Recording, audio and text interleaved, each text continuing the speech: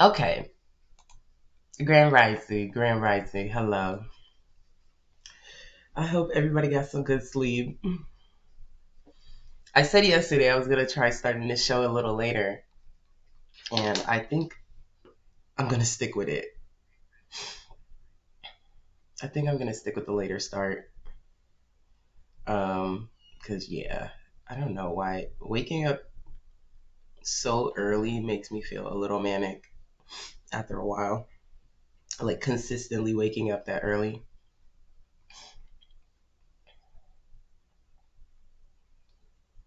So I think we are gonna stick with that 9 o'clock start.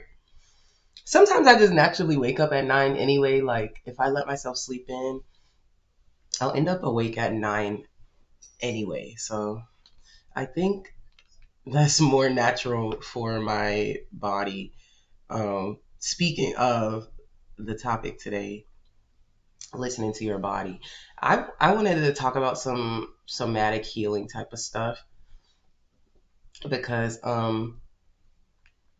yeah, I just feel like the mind, body, and the spirit is very like connected. They're all in cahoots. Like they all work together.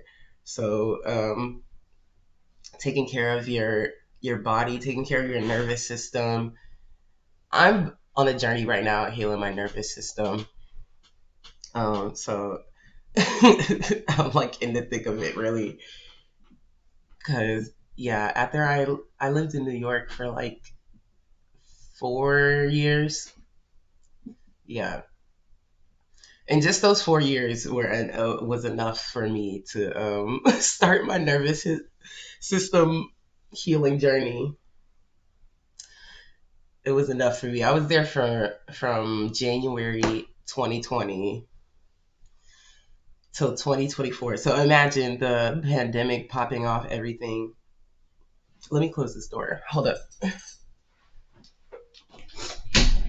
But yeah, just the pandemic popping off everything. I didn't even expect that, honestly. That really kind of scared me. And then I went into like survival mode because of it. Because I didn't have a job lined up or anything. I was just like, I didn't have any family in New York or anything. So I was definitely in deep survival mode. Like I just needed to get money and get everything stable. So yeah, I just feel like the somatic healing has helped me a lot, or like little somatic practices have helped me a lot.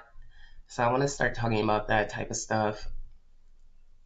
Um, yeah, because we all got to get our nervous systems together. I'm sure in this society.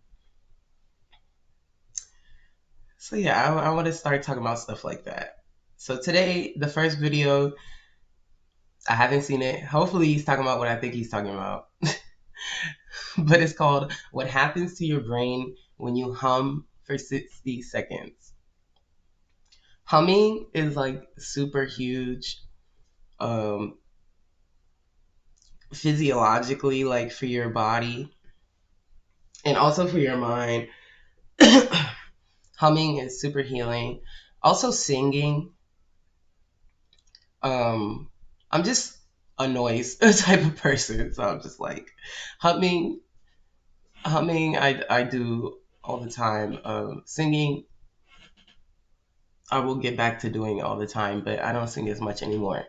But singing for 30 minutes a day actually drains your lymphatic system. It helps drain your lymphatic system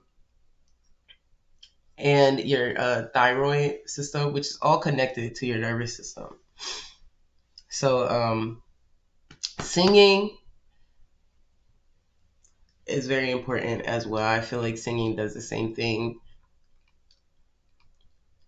30 minutes might seem like a long time, but it actually just flies by if you're just humming or singing. But this guy's saying within 60 seconds if you hum. So let's see what he has to say. Hopefully this.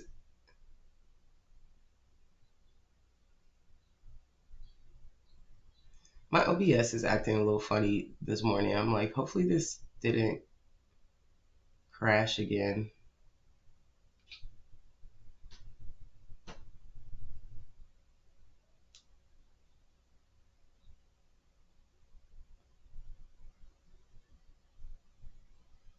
Did it? Am I still live? Uh, I guess I am. I'm like, I don't know why my OBS is acting crazy. Anyway, okay, let's get started. I want to see what happens when you hum for 60 seconds.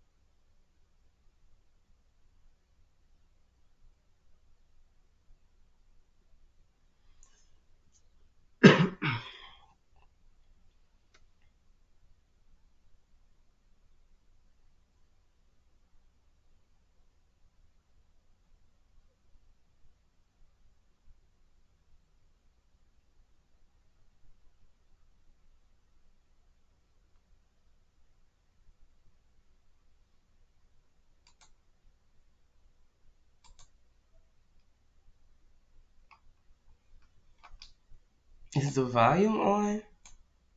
Oh my goodness. My bad. My stream is super delayed, so I did not realize the volume Further, wasn't even on. into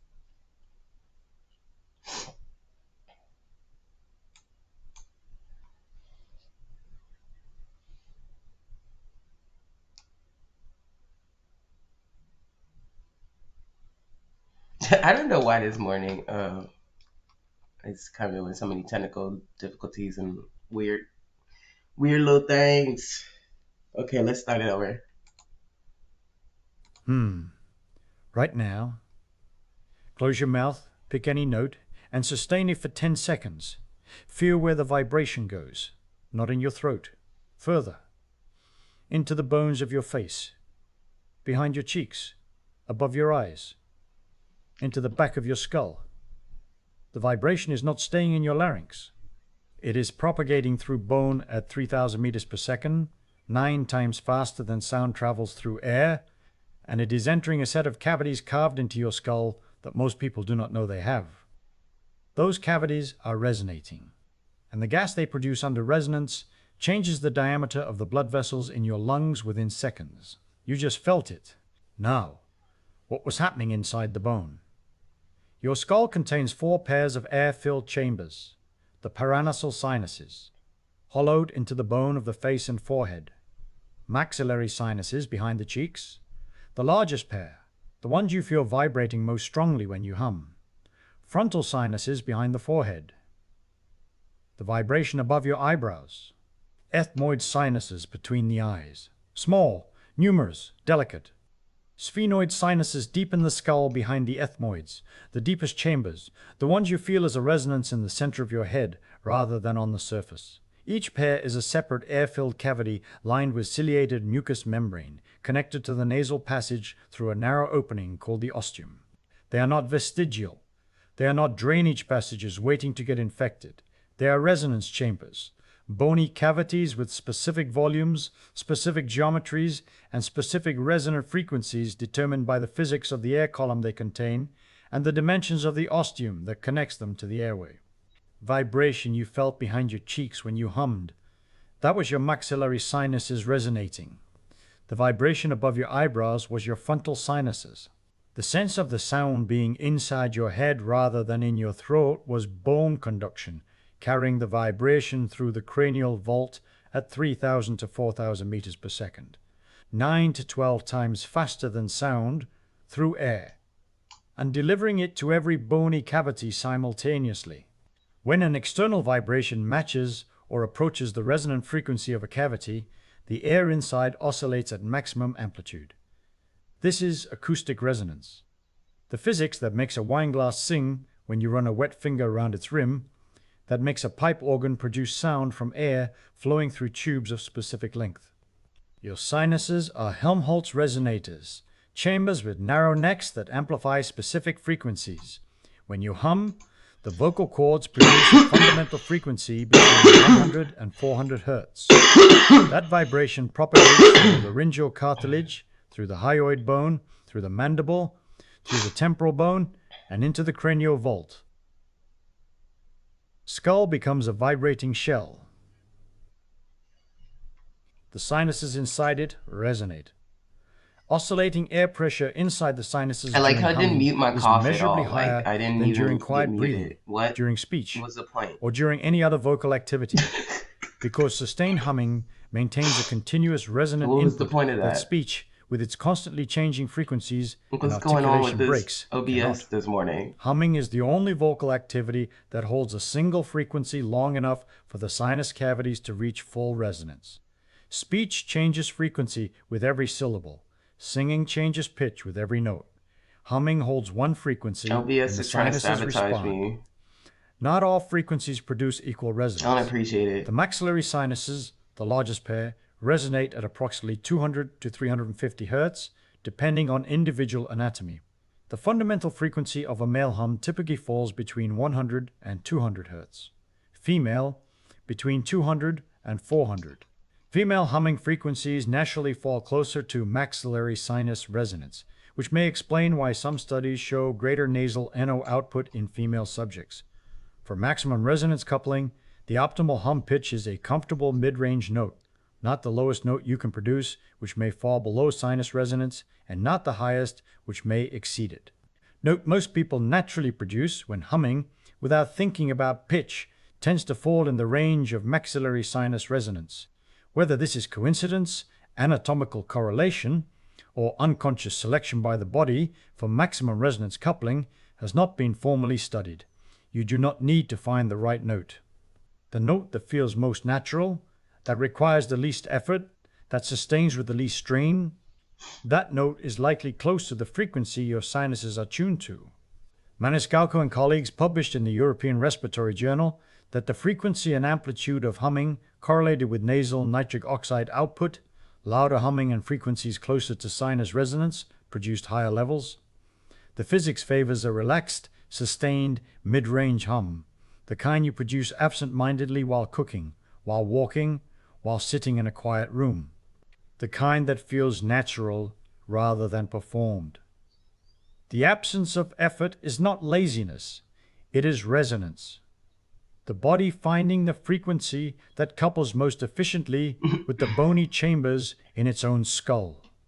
What matters is the gas, because what the sinuses produce under resonance is the part that connects a 60-second hum to the cardiovascular system, and the connection runs through the mucosal lining of every sinus cavity in your skull. Sinus epithelium, the mucosal lining of every sinus cavity, continuously produces nitric oxide through constitutive nitric oxide synthase. During quiet breathing, this NO diffuses slowly through the ostia into the nasal airway and is inhaled in small quantities with each breath. The production is constant. The delivery is limited by diffusion. The narrow ostium restricts the rate at which the gas can escape from the sinus into the airway. The sinuses are producing a vasodilator continuously.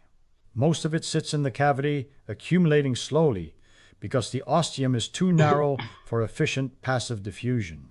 So far it sounds like humming does similar work to what I was saying singing for 30 minutes a day does. Singing for 30 minutes a day clears your lymphatic system. Humming for 60 seconds clears your sinuses. This whole area. This has a secondary implication for the person over 65 who experiences recurrent sinus infections. Nitric oxide is antimicrobial. It inhibits bacterial and fungal growth in the sinus cavities. The NO that accumulates in the sinuses during quiet breathing maintains a baseline antimicrobial environment. Humming, by flushing the accumulated NO out and stimulating fresh production, cycles the antimicrobial environment more actively. Studies of humming in patients with chronic sinusitis have shown improved sinus ventilation and reduced infection frequency. The acoustic pumping physically ventilates the sinus cavities in addition to delivering the antimicrobial NO. The sinus that is regularly vibrated is the sinus that is regularly ventilated, regularly flushed with antimicrobial gas, and less likely to develop the stagnant environment in which infection thrives. Weitzberg and Lundberg at the Karolinska Institute, whose finding was mentioned in the singing discussion, measured nasal NO output during humming versus quiet breathing and found a 15-fold increase from approximately 0.2 to 3 parts per million in exhaled nasal air. 15-fold.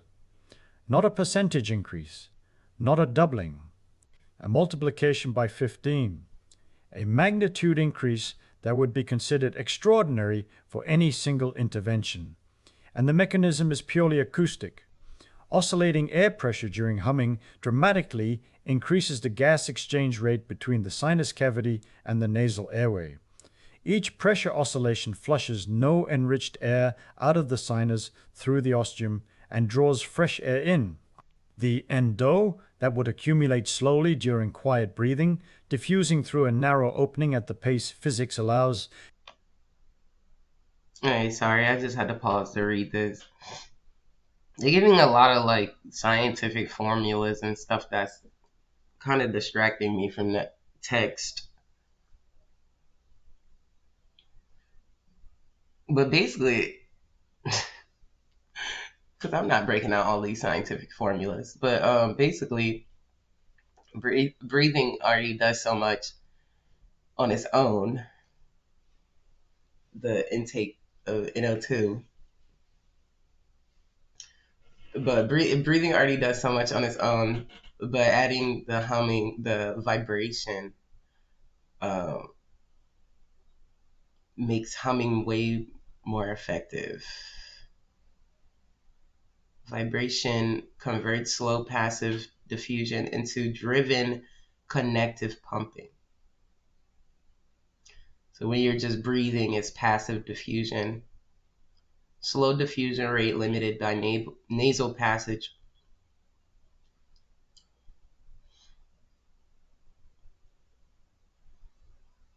So the resonance makes it more connective.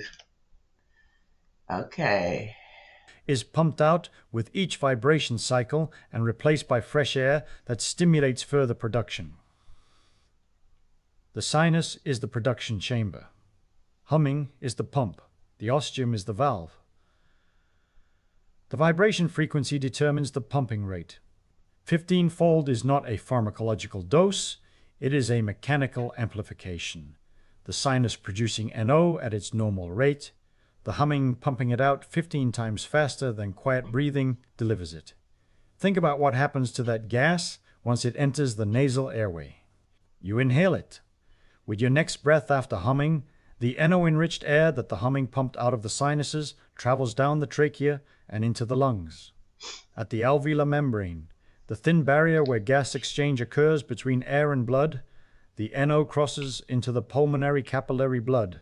Once in the blood, nitric oxide activates soluble guanylate cyclase in vascular smooth muscle cells, increasing intracellular cyclic GMP, which relaxes the smooth muscle and dilates the pulmonary vasculature. This is the identical molecular mechanism of sildenafil, the pharmaceutical vasodilator that generates billions in annual revenue. The molecular pathway is not similar. It is identical. One enzyme, 1 second messenger, one smooth muscle response, one vasodilatory outcome. indistinguishable at the molecular level. Your sinuses are manufacturing the molecule. Humming is delivering it to your lungs through acoustic pumping of bony resonance chambers in your skull. Pulmonary vasodilation has a downstream consequence you can understand through the physics of gas exchange. Oxygen crosses the alveolar membrane into the blood by diffusion.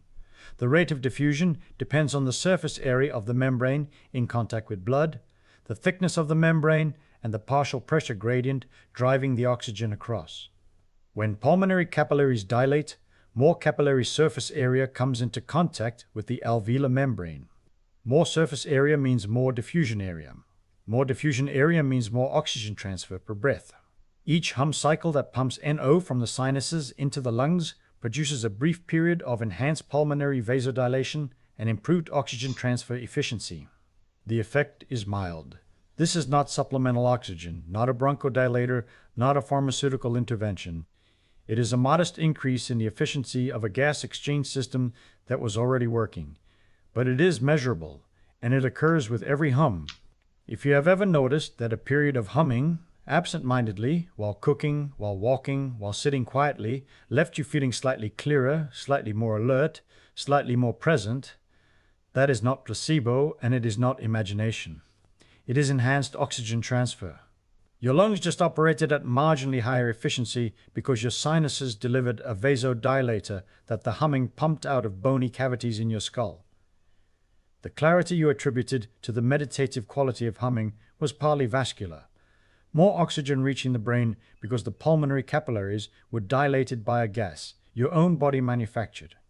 That identity, the molecular pathway of a 60-second hum being indistinguishable from the molecular pathway of a pharmaceutical vasodilator, produced by an organ most people associate only with sinus infections, delivered by acoustic pumping that requires nothing but a closed mouth, reframes what the sinuses are, because it means the sinuses are not passive cavities.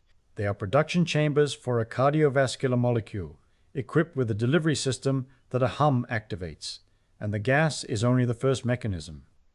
Because the vibration that drives the sinus resonance is simultaneously propagating through every bone in your skull, and it is reaching structures that external sound cannot.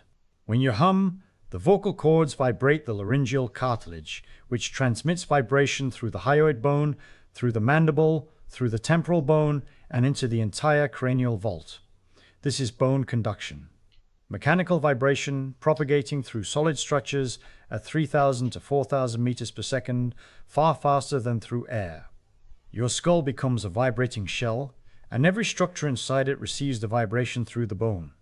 Your inner ear detects bone-conducted vibration through the cochlea. This is why you hear your own hum as louder and deeper than anyone else hears it. The bone pathway delivers low-frequency vibration directly to the cochlea, bypassing the air pathway that attenuates low frequencies. The vibration the inner ear receives during humming is qualitatively different from any external sound. It is full spectrum, bone-conducted, and continuous. The vestibular organs adjacent to the cochlea also receive this vibration. Whether this produces the subjective groundedness that many people report during sustained humming has not been measured. The connection is anatomically plausible, but not confirmed. The vestibular system is receiving a continuous, predictable, low-frequency input. Whether it interprets that input as stability, producing the grounded feeling humming often carries, remains an inference from anatomy, not a measured finding. Bone conduction pathway means the vibration reaches the vagus nerve not only through the tissue surrounding the larynx, but through the... Okay, so this is kind of what I was getting at, what I was talking about. Your vagus nervous system being affected by humming, being affected by singing. Your lymphatic system is mostly what's affected by singing. He said it a few times that it's different. Humming is different from singing. So I guess humming is affecting your vagus nervous system more than lymphatic.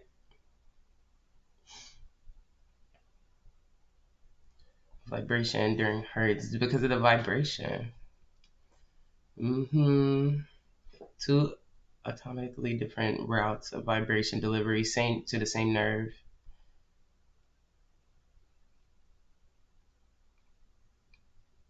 Okay.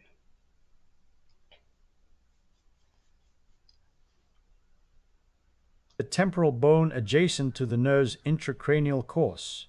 The vagus receives the vibration from two directions simultaneously, locally at the larynx and remotely through the skull. The dual delivery is unique to humming. External sounds do not produce it. Speech does not sustain it. Singing interrupts it. Only humming delivers continuous bone-conducted vibration to the vagus through both pathways for the full duration of the note. Consider what that means for the nerve. Vagus nerve passes directly alongside the larynx, separated from the vibrating vocal cords by millimeters of tissue. During humming, The sustained vocal proximity to the cord larynx. vibration mechanically stimulates the vagus through the surrounding tissue, not through a neural pathway, not through a reflex arc, but through direct mechanical vibration of the nerve itself. The vagal mechanism is the pathway the singing discussion described. Laryngeal vibration activating the vagus through physical proximity. What humming adds is sustained, uninterrupted contact. Okay. So he's given the difference here. Singing is intermittent contact, pauses, consonants, breath gaps, whereas humming is sustained, unterminated contact. So continuous vibration, whereas when you're singing, you have more breaks in the vibration. It's also just closer to your larynx, apparently. The vibration is closer to your larynx, I mean. The vagus cannot ignore it. The nerve is physically shaking at the frequency of the hum, and the shaking activates its afferent fibers the way any mechanical stimulus activates a nerve. Through mechanosensitive ion channels in the nerve membrane that open in response to physical deformation. If you were wearing a heart rate monitor while humming, you would see the effect within 15 to 20 seconds. Heart rate drops, not dramatically, typically 2 to 5 beats per minute, and heart rate variability increases. The vagal activation is shifting the autonomic balance toward parasympathetic dominance. You would feel it as a subtle settling, a sense of the chest opening, the shoulders dropping. And see, and these parasympathetic responses are where I'm getting more into somatic healing. These like your chest opening, your shoulders dropping, jaw tension releasing. Those are all somatic responses that we can trigger through other somatic healing exercises. But I do feel like humming and singing are some of the easiest, most free ways to do that. Dropping slightly, the jaw releasing tension you did not realize you were holding. The feeling arrives without effort because the mechanism does not require effort. The vibration stimulates the nerve. The nerve responds. The heart slows. No conscious regulation needed. This is a third pathway to vagal activation, distinct from the baroreceptor feedback that slow breathing produces, distinct from the trigeminal vagal reflex that cold water on the face triggers. Humming stimulates the vagus through direct mechanical contact at the anatomical site where the nerve is most superficial and most exposed to laryngeal vibration. The three pathways, respiratory, trigeminal, and mechanical, are independent. Each produces vagal activation through a different mechanism. Humming activates one of them continuously for as long as the hum is sustained. Humming produces a more sustained vagal stimulus than singing, because humming maintains continuous vocal cord vibration without the interruptions of articulation, consonants, breathing gaps, and pitch changes that singing requires. A person humming a single sustained note for 60 seconds delivers an unbroken mechanical stimulus to the vagus. 60 seconds of singing, with its consonants, vowels. And so he's basically saying that humming is better because it's a continuous vibration, whereas singing, you just have all these gaps and breathing pauses. You might have to breathe differently, to get the whole measure in or something. I never really thought about that, but I guess singing though does have a similar effect. You just have to do it longer. Because I know for a fact singing for 30 minutes a day does drain and help the lymphatic system. But humming, he sang for 60 seconds. It does the same thing just because it's a continuous vibration. Vowel transitions and breathing pauses produces an intermittent stimulus. Vibration, Also, it gap, affects the vagus vibration, nerve, gap. not the Humming lymphatic. eliminates the gaps. The simplicity is the advantage, you see, and the vagal pathway is running simultaneously with a breathing mechanism that humming forces without any conscious control. Because humming can only occur during exhalation, and that physical constraint produces a breathing ratio that clinical protocols spend weeks teaching patients to achieve. Humming is exhalation. Inhale is necessarily silent. You cannot hum while breathing in. Try it. The vocal cords require exhaled air flowing past them to vibrate. Inhaled air flows in the wrong direction. Inhaled air flows in the wrong direction. A natural hum cycle therefore produces an exhale to inhale ratio of approximately 3 to 1 to 4 to 1. The hum extends the exhale to 8 to 12 seconds, while the inhale remains 2 to 3 seconds. This ratio is the range that maximally shifts autonomic balance toward parasympathetic dominance. You do not need to count. You do not need to follow a pattern. The vocal cords enforce the ratio. The hum extends the exhale because the hum is the exhale. The inhale is brief because it is a pause between hums. The body takes what it needs and returns to the note. Exhale activates the vagus through a second pathway, the baroreceptor reflex. Your aortic arch and carotid sinus detect the slight blood pressure increase during You extended really can't. exhalation and trigger vagal output to slow the heart. Wait a minute. This is the mechanism behind every clinical breathing protocol: box breathing, 4-7-8 breathing, coherence breathing. All of them are trying to achieve the exhale dominant ratio that humming produces automatically as a physical consequence of how the vocal cords work. Protocols require training, they require counting. Inhale for 4, hold for 7, exhale for 8. They require sustained attention to maintain the ratio. They require weeks of practice before the pattern becomes habitual. Humming requires nothing but a closed mouth and a note. Person who hums for 60 seconds is performing, without instruction, without counting, without training, the breathing pattern that the clinical literature identifies as optimal for parasympathetic activation. The vocal cords enforce the ratio. The lungs comply. The vagus responds. And then, two vagal pathways operating simultaneously. Direct mechanical vibration of the nerve and baroreceptor-mediated exhale activation, producing a combined parasympathetic shift that neither pathway produces alone. The person who hums for 60 seconds is receiving vagal stimulation through two independent mechanisms running in parallel. Heart rate decreases. Heart rate variability increases. The autonomic nervous system shifts from sympathetic to parasympathetic dominance, not because the person decided to relax, but because the physics of a vibrating vocal cord and a closed glottis produce the neural and respiratory inputs that the autonomic system interprets as safety. The dual pathway matters because each one alone has limitations. Mechanical vagal stimulation without the breathing ratio produces a more modest autonomic shift. The nerve is vibrating, but the baroreceptor pathway is not contributing. Extended exhale without the mechanical vibration produces a gradual shift, effective but slow, requiring sustained attention to maintain the ratio. Humming activates both pathways simultaneously through a single action. The vibration is automatic. The vocal cords produce it. The breathing ratio is automatic. The exhale to inhale constraint produces it.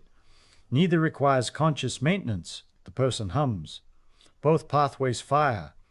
The autonomic shift is the sum of two independent inputs arriving through two independent neural routes. Person over 65 who has been told to practice relaxation techniques, who has tried meditation and found it difficult, who has attempted breathing exercises and lost count, who feels that just relax is advice that does not come with a mechanism, has a 60-second intervention that produces measurable autonomic shift through physics rather than psychology. The hum does not require the person to feel calm. It produces calm as a physiological consequence of two vagal pathways activating simultaneously. The calm arrives whether the person believes it will or not, because the nerve does not require belief. It requires vibration. Person who hums for 60 seconds before bed, sitting on the edge of the bed, eyes closed, one sustained note, is performing a multi-system intervention without knowing it. Sinus, no production, is flushing a vasodilator into the lungs with each hum cycle, improving oxygen transfer. Vagal stimulation is shifting the autonomic balance toward parasympathetic dominance, the state the body needs to initiate and maintain sleep. The exhale-dominant ratio is slowing the heart rate and increasing heart rate variability. The intrathoracic pressure oscillations are gently moving the cerebrospinal fluid. The vibration in the skull may be contributing the vestibular input that produces the groundedness many people report during sustained humming. All of this from a closed mouth and a note held for the length of a normal exhale, well deeper into the skull. Because the vibration that resonates the sinuses and stimulates the vagus is also doing something to the fluid surrounding your brain. And this is the layer the research is only beginning to map. During humming, the closed glottis and sustained exhalation produce a slight elevation in intrathoracic pressure. The pressure inside your chest cavity increases because the air is being pushed against a partially closed valve. This pressure increase transmits through the venous system to the intracranial space, a direct hydraulic connection through the internal jugular veins and the dural venous sinuses. The veins connecting your chest to your skull are open tubes. Pressure changes in the chest propagate to pressure changes in the skull within a cardiac cycle. The result is a gentle, rhythmic oscillation of intracranial pressure synchronized with the humming frequency, a pulsation that quiet breathing produces at a lower amplitude and that humming amplifies through the added resistance of the closed glottis.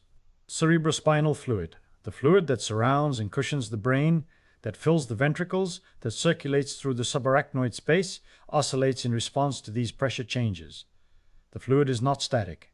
It moves with every heartbeat, with every breath, with every change in intrathoracic pressure. Intracranial pressure oscillations synchronized with respiratory phase are well documented in neurology. Dreha Kulakchevsky and colleagues demonstrated that respiratory-driven CSF flow is a significant component of cerebrospinal fluid dynamics. Humming amplifies the respiratory pressure component through the added airway resistance of the closed glottis, producing larger, more rhythmic CSF oscillations than quiet breathing generates.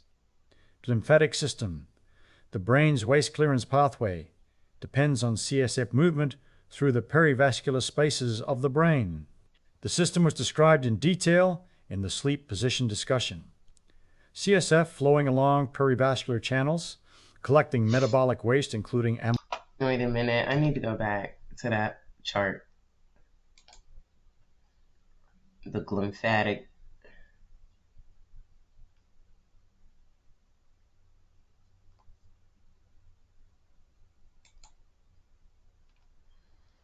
Lymphatic system. Brain waste clearance.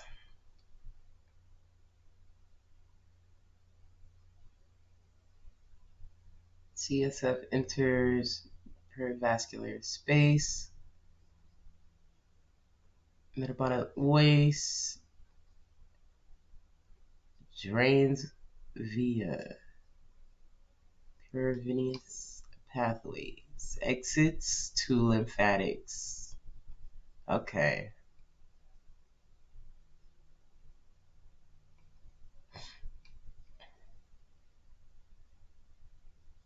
Okay.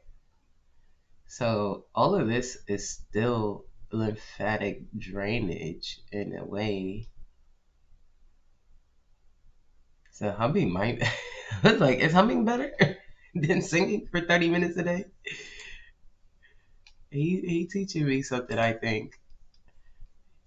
I think he's teaching me something. CSF flowing along perivascular channels, collecting metabolic waste including amyloid beta, draining through perivenous pathways. Any intervention that increases CSF pulsatility, that moves the fluid more actively through these channels, potentially enhances the clearance of metabolic waste. Humming, by driving rhythmic intracranial pressure oscillations through the mechanics of a closed glottis and sustained exhalation, may contribute to this pulsatility. Now, the evidence calibration. Because the 5 mechanisms described here sit at different levels of certainty, and honesty requires transparency about which shelf each one occupies. The NO data is strong. Weitzberg and Lundberg measured it directly. The 15-fold increase is replicated.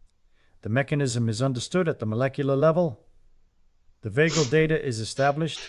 Mechanical vibration of the nerve is documented. The autonomic shift is measurable in real time. The breathing ratio is physics. The exhale to inhale ratio is a consequence of vocal cord mechanics, not a hypothesis to be tested. The CSF oscillation is the most preliminary layer. Intracranial pressure changes from respiratory mechanics are documented. That humming amplifies these changes through added glottal resistance is physically consistent. That the amplified CSF pulsatility enhances lymphatic clearance during a 60-second hum has not been directly measured. The physics supports the connection. The direct evidence does not yet exist. The viewer should know which shelf each mechanism sits on, and the CSF mechanism sits on a different shelf than the NO data. That distinction, 5 mechanisms operating simultaneously from a single closed mouth vibration, each at a different level of evidence, the strongest replicated and measured, and the most speculative supported by physics but not yet confirmed, is the convergence I cannot walk past in the bioacoustics literature. Because it means a 60-second hum is not a relaxation technique. It is not meditation. It is not a breathing exercise. It is a multi-system intervention that the physics of acoustic resonance, bone conduction, and respiratory mechanics produce, and that the existing evidence partially but not fully confirms. The confirmed mechanisms alone, sinus NO production, vagal stimulation, exhale dominant breathing ratio, would justify the 60 seconds. The preliminary mechanisms, CSF oscillation, lymphatic enhancement, may eventually extend the justification further. The physics supports all 5. The evidence confirms 3. The viewer should hold the distinction. What you felt when you hummed at the start of this discussion. I gotta close the window in this room. It's freezing in here. The vibration in the face, So, excuse me. the resonance behind the cheeks and forehead, the sense of something shifting in the skull, was the activation of bony resonance chambers pumping a vasodilator into your airway. The mechanical stimulation of a cranial nerve running alongside your vocal cords, an exhale-dominant breathing ratio, your vocal cords enforced without instruction, and a gentle oscillation of the fluid surrounding your brain driven by the pressure mechanics of a closed glottis. 4 confirmed mechanisms running simultaneously. 1 speculative mechanism consistent with the physics. 1 note.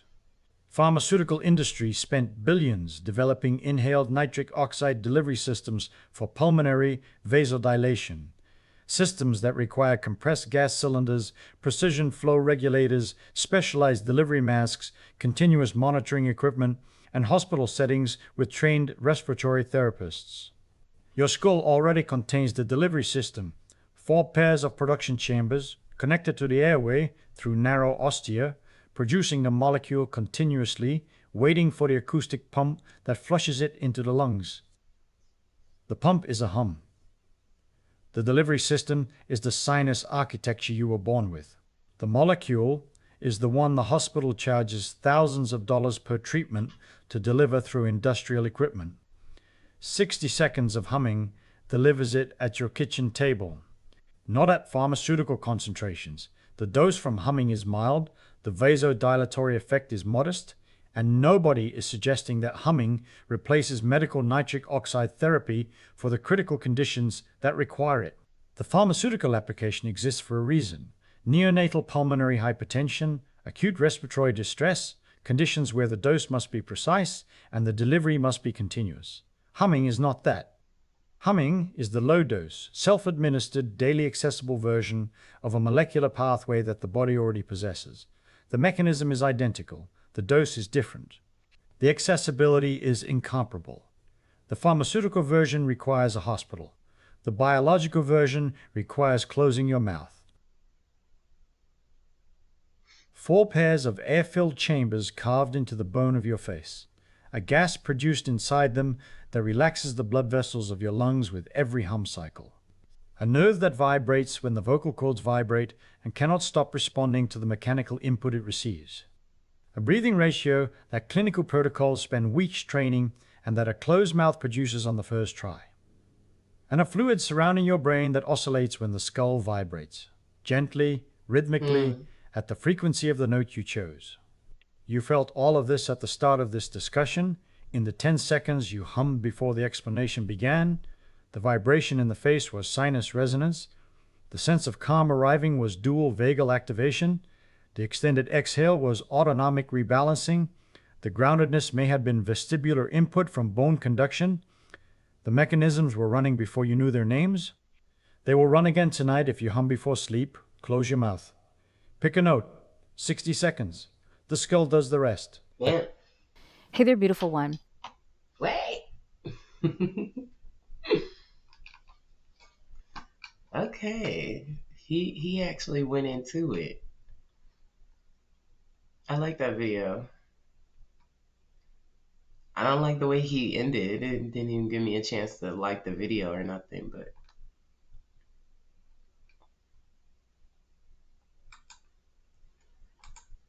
so humming for 60 seconds a day can greatly help your vagus nervous system. It vibrates your cerebral spinal fluids. It does a lot, actually. It does a lot more than I thought it was doing. And it drains your lymphatic system as well. I actually want to start with this one. Hello, beautiful people. Before we get I to want to that show you last today. one. I do have to use the restroom though. So I might actually BRB because I do want to like sit and watch this one. I want to watch these exercises like physically. So I'll be right back.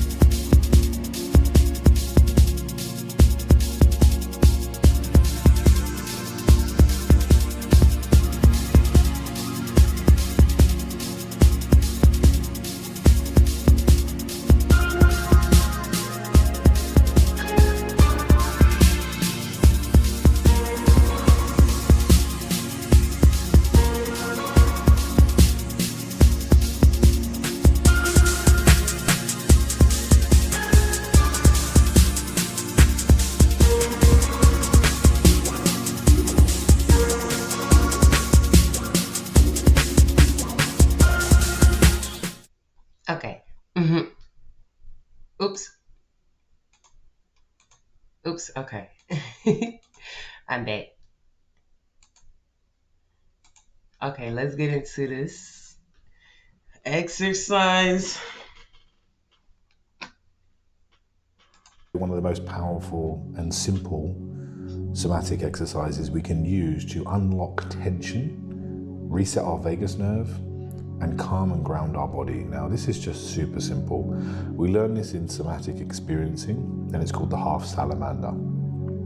So before we get started, I would say get yourself super comfortable. Listen to your body. If your feet are cold, wrap your feet up. Put some warm socks on. If you want to sit into your My chair, feet are cold. relax yourself so you can feel the whole weight of your body and the whole of your back supported on the chair and the surface. Start to tune into that. Listening to our body's signals and what it's sharing to ourselves is one of the most important things we can do before doing any exercise. If we're constantly doing these exercises in order to get to the end goal and we're not listening and tuning into the body before we do that, it can sort of become pointless. Well, not sort of, it does become pointless. So with this exercise, firstly, before we get started, we want to test the tension in the body. We're going to do this really simply. There's lots of other ways to do it. We're going to just do with a neck test. So before we get going, we're just going to look to the left. And when we look to the left, notice if we have any tension in our neck.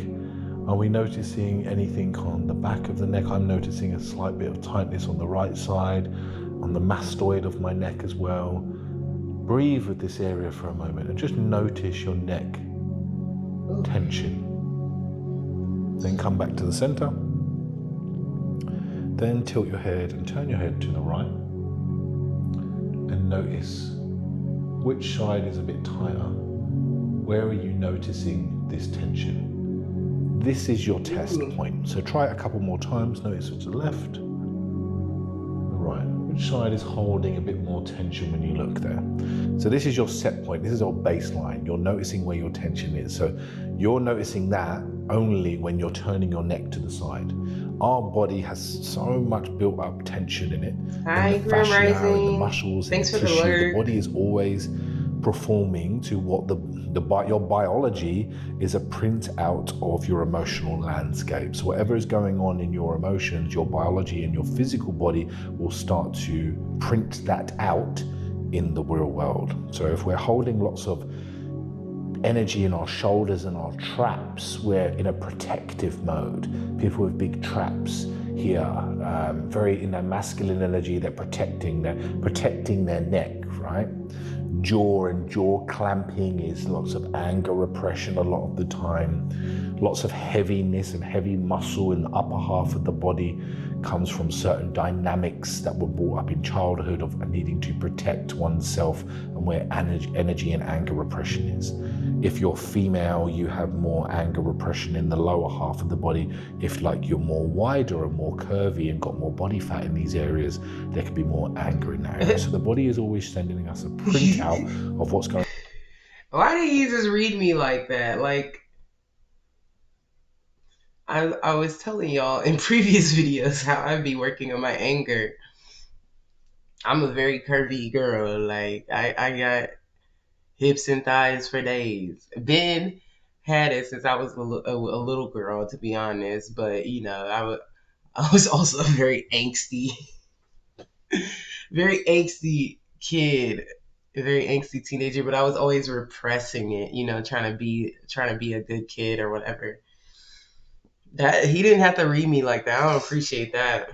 Going on in the emotional landscape. It never lies. Nothing is ever done by mistake, right? So you're having the printout, checking either side and seeing which one feels a little bit more tighter. For me, it's a little bit on the right side, which would make sense because I've been in my more masculine energy lately, which means I've been pushing more on that right side, which is that right side of the body, the masculine, the feminine, the left. So I've been ignoring the left side, the feminine, the rest, and I've been pushing and doing more in the right, the masculine. So I'd hold more tension there. Makes sense for me. Depending on which hand you are as well, if you're left-handed or you're right-handed, also comes into the hemispheres of the brain. So we'll go into that another time. Okay, so once you've tested that, all we're going to want to do then is interlock our fingers here, and then we're going to put our thumbs in this position, And we're going to place it on the back of the head, so towards the end of the brain stem area, so right at the top of the skull. And with the thumbs, we're just going to pinch the skin up a little, just slightly. So we're going to lean back here, and we're going to pinch that skin, and we're going to keep the tongue in the roof of the mouth.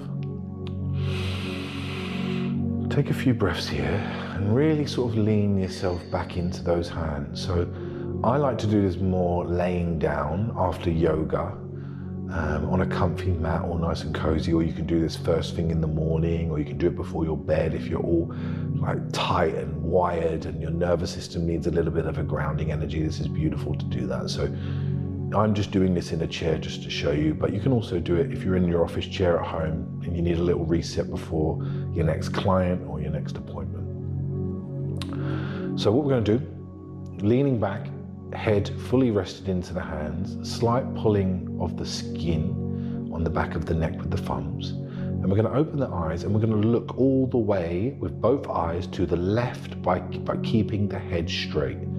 So keeping the head straight, tongue in the roof of your mouth. And we're going to keep the eyes looking to the left, like we're trying to look behind ourselves, but without turning our head. It's got that yawn response. That's how you know it's hitting your vagus nerve. You might find your eyes start to want to drift back. Just keep pushing them to look to the left. This can feel a little bit strange first.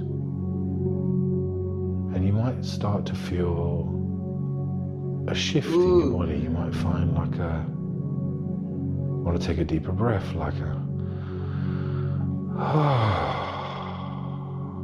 or you might find that you want to yawn. No, this one's great. Or a shift in your body, or a bigger breath in your gut or your diaphragm. Oh my God, you're on a 3-stream streak. Thank you. Hey. And we're wanting to do this for about 90 W streak, seconds. let's go.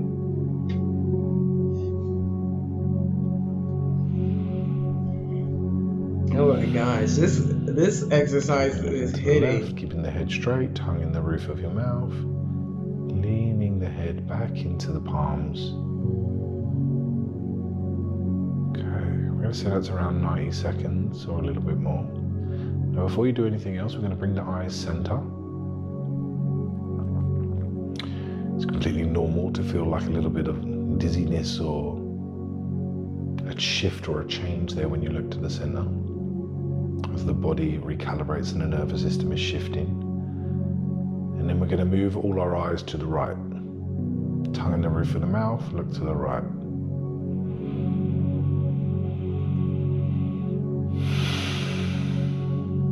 Oh man. This would make me yawn a lot.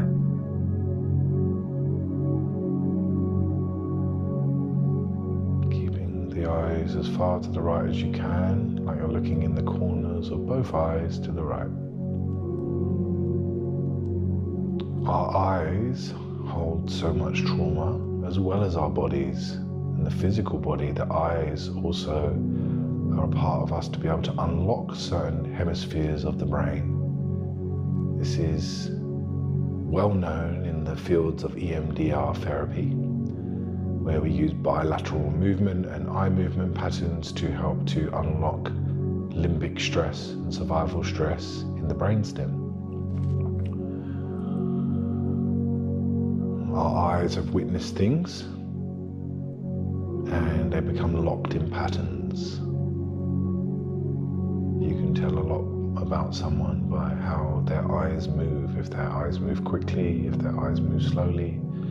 If they have a lazy eye, they're all sending us signals to what's going on in their biology, in their emotional landscape. So keeping to the right there, last 10 seconds, 10.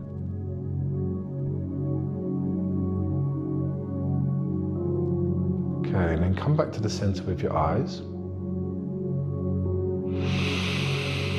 Take a breath.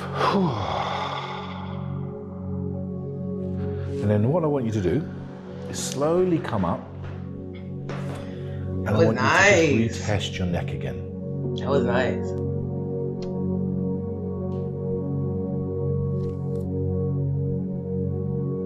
For me, that has completely unlocked both sides of my neck.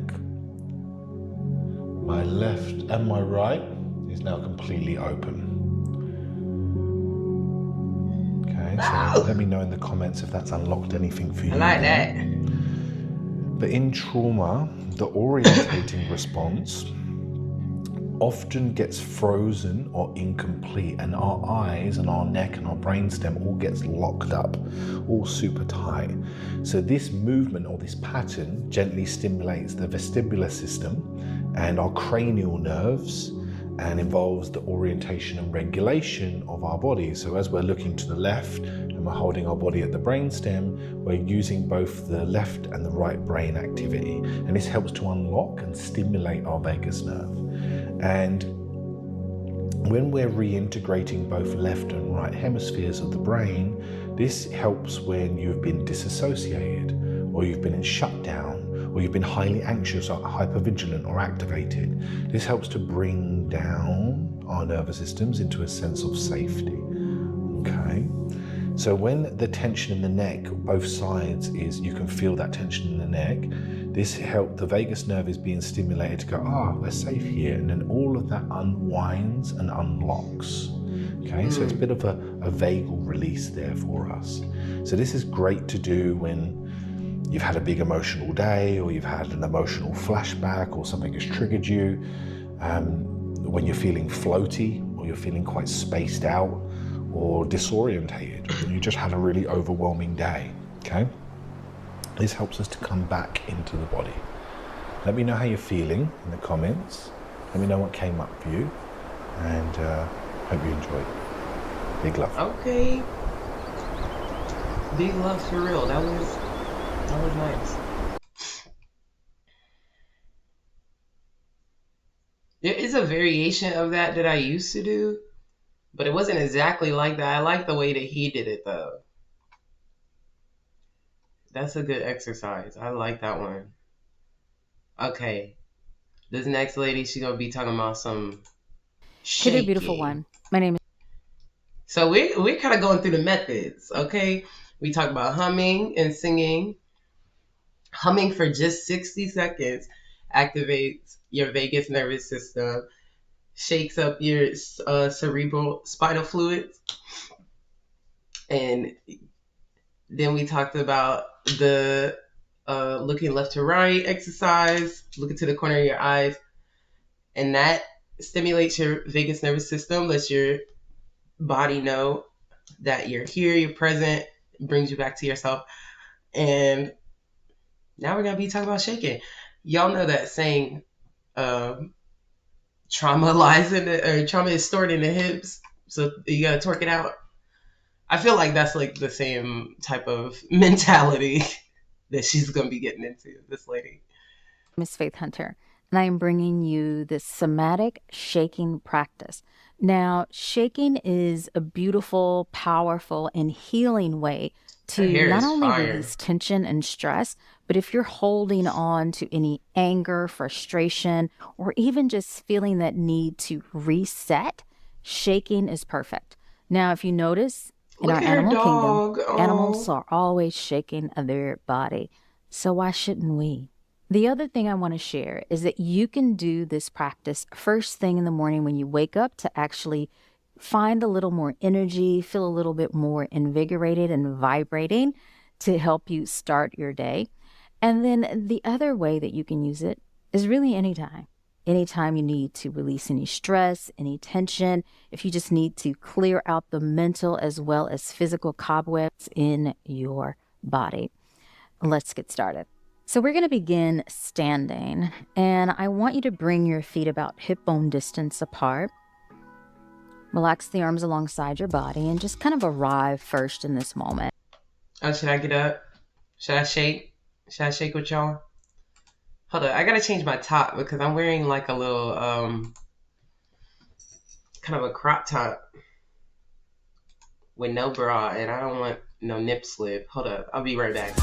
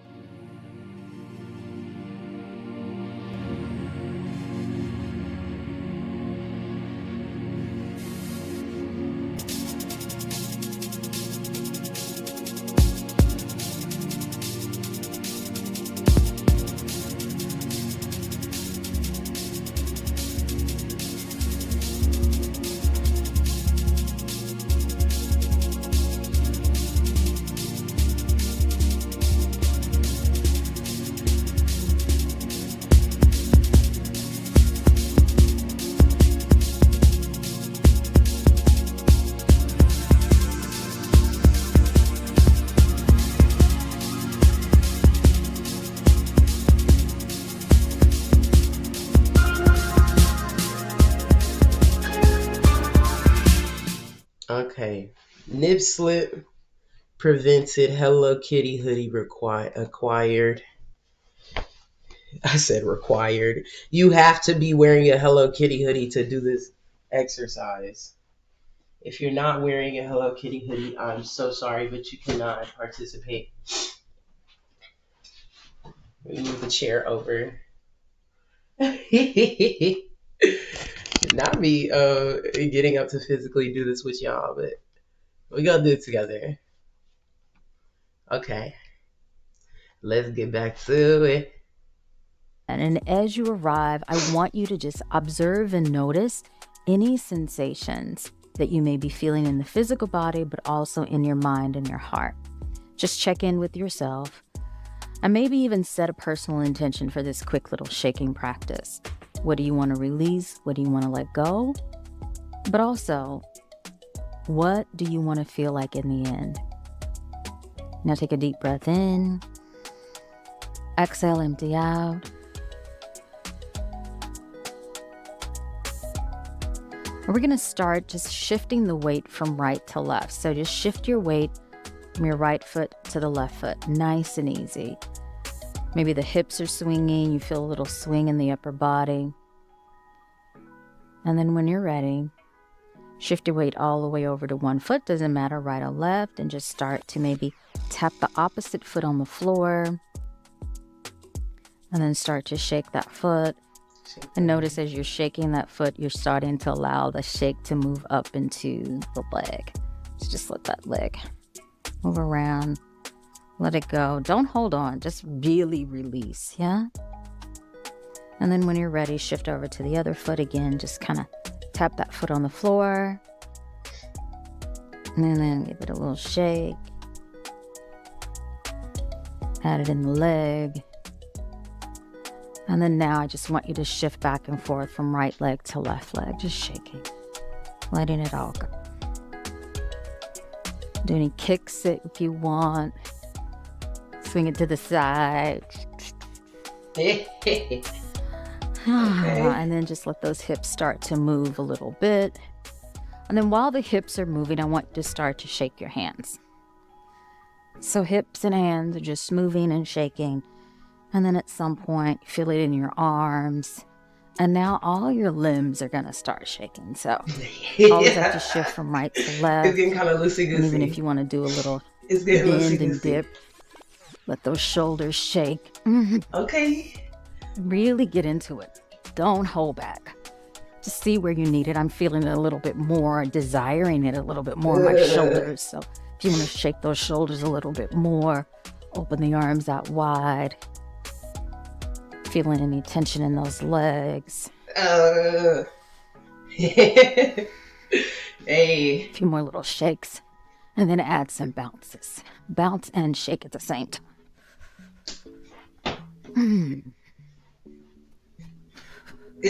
Just let it all go. Hey. Nah, this is fun. And then if you want to start to swing a little bit, just let the upper body swing. Maybe you're here for some pops, right? Feel a few pops. That's all good. And then what will happen kind of naturally, right? You may even want to bounce, right? So I don't want you to feel like you have to have any special movements or it has to look a certain way. It's really all about what's feeling good in your body.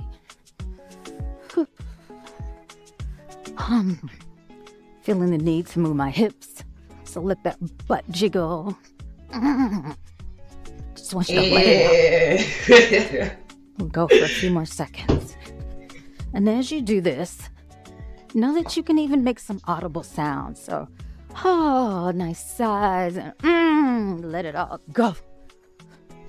Maybe even say to yourself, just letting it release, I'm letting it go. Or maybe you're doing this in the morning. I am going to start my day great. I'm feeling good. I'm vibrating. I'm letting the energy flow. I'm awakening to an amazing day. My day will be filled with intention and purpose. My life is all that I desire. Creativity flows within me, and I show up. Y'all as feeling my it? most I'm feeling amazing it. self. All right. And then when you're all done, I'm feeling it. find your way back into stillness. Let the arms release alongside your body. Close your eyes, or maybe just cast them down. And I just want you to observe, notice, and feel. And then I invite you to place your left hand over the center of your chest, your right palm around your belly. Take a deep breath in through your nose. Hold and retain the breath. Exhale out of the mouth. And then thank yourself for showing up fully and completely as you are.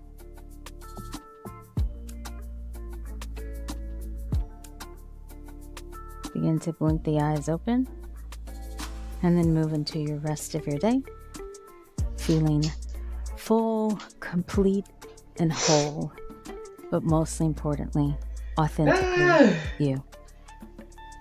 Stay Thank spiritual. you, Fly. sister. Ciao.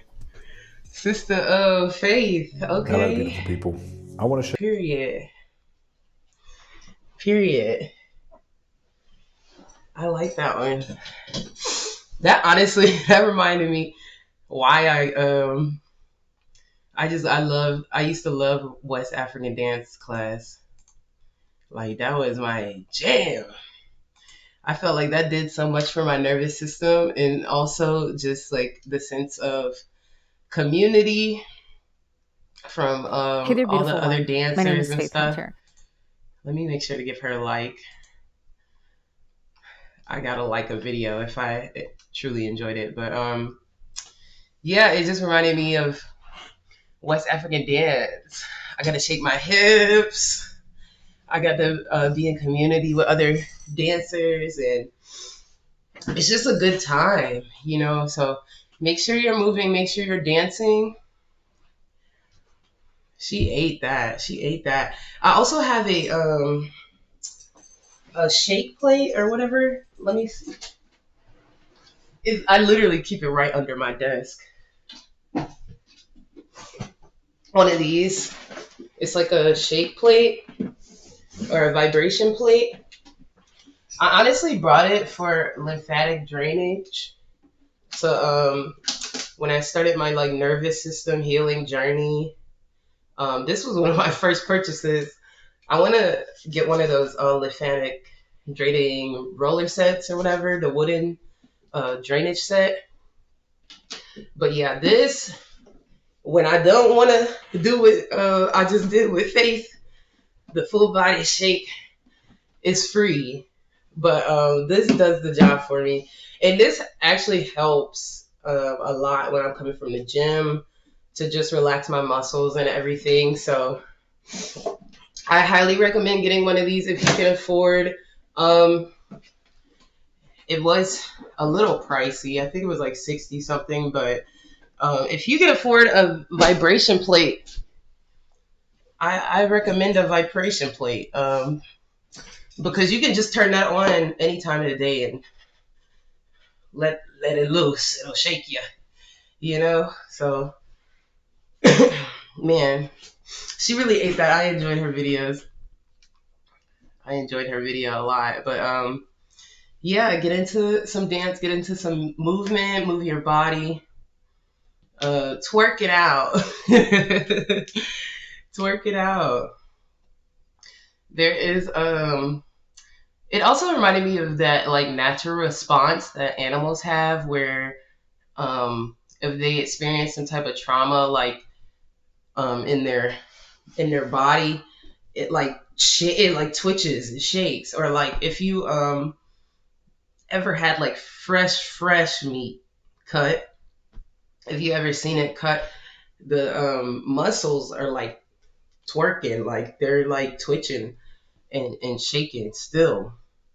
Um, like the body just needs to have that response of shaking. I kind of want to see if she got something else. That was the only little video of hers that I had on my playlist. Somatic self-love practice for overthinking. I should watch that one right now. I should watch that one. You keep overthinking nervous system patterns and neuroplasticity. Okay, Faith, I might have to subscribe. Let me hit the subscribe button real quick. I'm feeling her. Somatic breath work for suppressing anger. Y'all know I need this one. Hold up. What she gotta say? Hey there, darling. This is Faith. She has to say. She looks so peaceful and beautiful. You a like practice that actually is in my book, Spiritually Fly. But before we dive into this practice, I want to read something that actually is prior to me doing the practice. The practice is Fist of Anger, and I am reading from my book, Spiritually Fly. So go on and get comfortable. Start to take a couple of long, deep breaths in and out of your nose. And know that as we move into this practice, if you are feeling this sense of anger, that's what I want you to actually feel. It's okay. So you're maybe feeling a little frustrated. You may be feeling disappointed, layered with all of that anger. You may be frustrated and angry with someone, or maybe even yourself or a situation. But whatever it is, it doesn't matter. Close your eyes for a moment and just kind of breathe into your body. Let your inhale and exhale expand deeply. During the periods of looking into my own shadow and facing the demons, anger always rises to the top. I never know when it will happen, but I never stop the feeling. A fellow yoga teacher asked me a few years ago if I get angry. I, of course, responded with a yes. She went on to share that she feels guilty when anger starts to rumble in her heart, especially when she's upset in a relationship or frustrated with herself for even getting angry.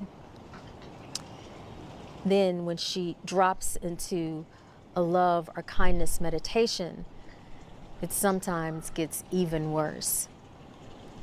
I share that anger is the result of another feeling or emotion that we haven't dealt with. And when that is repeated over and over and never addressed, our mind sends a signal telling us to, what? Get angry. For instance, if we feel afraid, disrespected, trapped, or even pressured, our mind starts to express that in the form of anger. In our culture, especially the yoga culture and wellness culture, we avoid the underlying emotions, feel the anger rise, and then suppress it along with other emotions. We are handing ourselves a double dose of spiritual bypassing. We are avoiding all feelings, emotions, and shadows in an effort to feel good. So, what I want you to do is to rub your hands together. You want to think about the things that you are frustrated and angry with. The person, the people, the things. Taking off my bracelets because we're going to really get into it here. And whatever you're feeling angry about, I want you to allow it to bubble all the way to the top. Let it move from the base of your spine. Maybe you're feeling it deep in your belly. Let it rise in your heart. And know that it is okay to be angry. Then what we're going to do is fist of anger. So you're going to take your arms out in front of you, make nice tight fists. So the fingers are going to drop right into the palms of your hands, and you're going to wrap your thumbs around. So with the hands in nice tight fist, you're going to create an O shape with your mouth.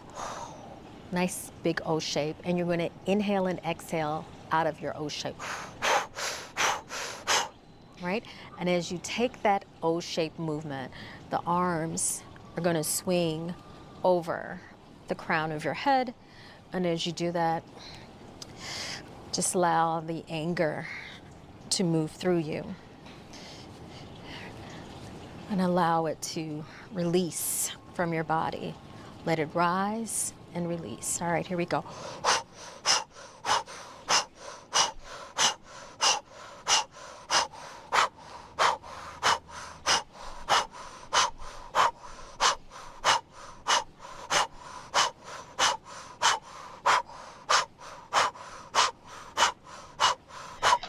I'm floating.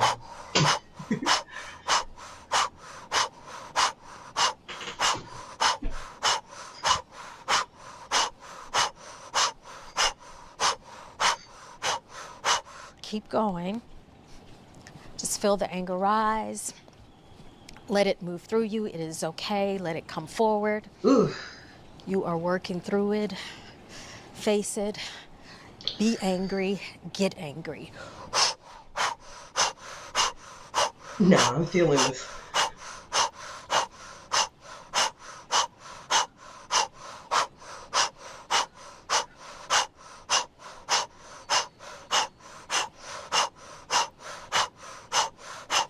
Take a deep inhale.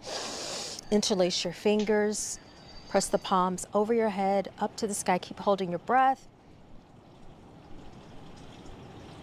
Push it out through your mouth. Hold the arms there. Inhale. Hold. Push it out through your O-shaped mouth. One more. Breathe in. Hold. And force it out. Let the arms release. Find stillness. You can place your hands wherever it feels comfortable for you. I'm going to place one hand over my chest and one hand over my belly. Feel your heart beat.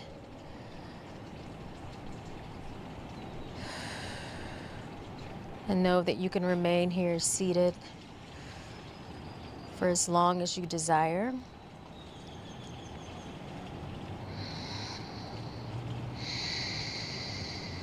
Oh, Heather, I missed your Thank yourself comment. You for said, do showing you up. use it often? And allowing yourself to feel What was that? into Do I your use what? body, into your heart, I'm sorry, I missed your comment. and to acknowledge Do your I use what often? emotions, to acknowledge your anger.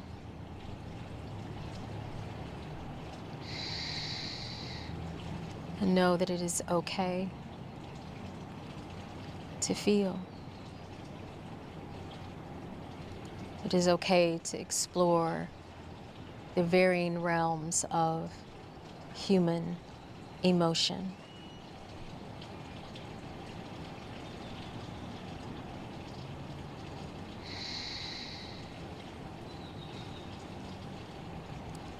Stay soft, stay grounded, and always stay spiritually fly. Ciao, guys. My sister, my good sister Faith, she's tea. I like her. I like her because she's tea. Yeah, Heather, sorry I missed that comment. And she's tea. That kind of reminded me of when I taught Kundalini yoga, this exercise. It was like one of my favorite ones. It was so simple, but just the way that it made you feel all through your like vagus nervous and lymphatic system. It was so good. Like all up here. It's called shoulder drops. So you basically sit cross-legged, sit with your legs crossed. Your hands are gonna go on your knees,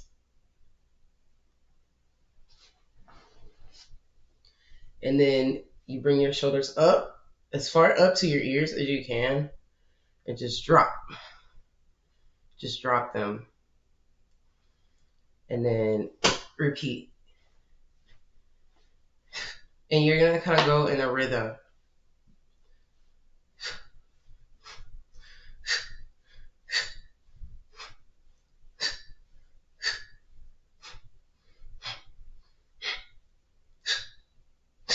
And you can do your breathing out through the nose or the mouth. It doesn't matter, to be honest. But yeah, just drop, up, drop, up, drop, up, drop, up, drop for 3 minutes. And I'll tell you, after those 3 minutes, you're gonna feel like a new person.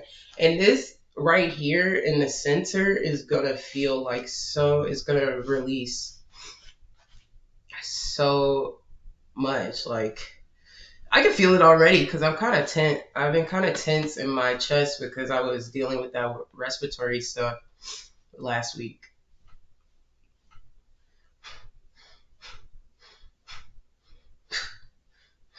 But yeah, that's one of my favorite Kundalini yoga exercises that I learned.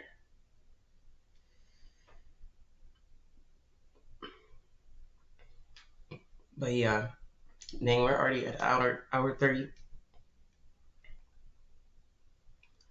I'm kind of reformatting this morning show. I'm like,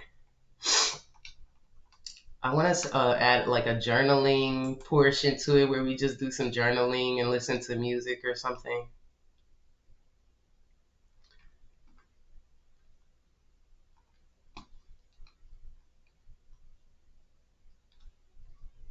We might be watching more of Faith because she is pretty Oh, she moved to Mexico too.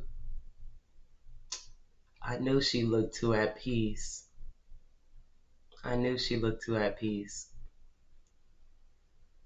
Look, that's the move.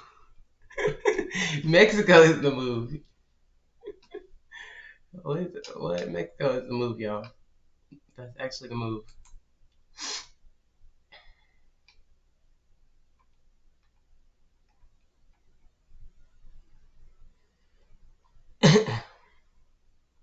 So, do you use it often though? If it is breath work or somatic healing, then yes, I try to do that. Loosen up your hip and butt. Okay. Y'all want to loosen up y'all butt?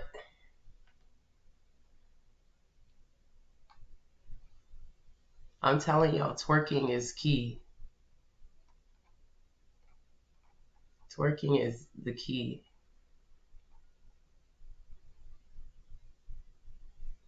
I knew Faith was looking too calm. Like, of course you live in Mexico. Literally the safest I ever felt in my life. The Mexico propaganda is serious. I kind of want to watch this one. It's a meditation though. I don't like guided meditations. I'm so sorry. I don't like guided like I don't like yoga classes. Like where I have to look at the teacher in between each move. Like, ugh, you're asking too much of me. And I don't like guided meditations. I try not to watch them, to be honest. I think that's it. I think that's all I want to cover today. I did want to watch that man's video, but I feel like he's gonna be on BS, and his video is gonna make me Hey there, mad. beautiful one. My name is Faith Faith was Hunter, so and I'm tea. bringing I you do this want to kind of somatic. end on her because she was so tea.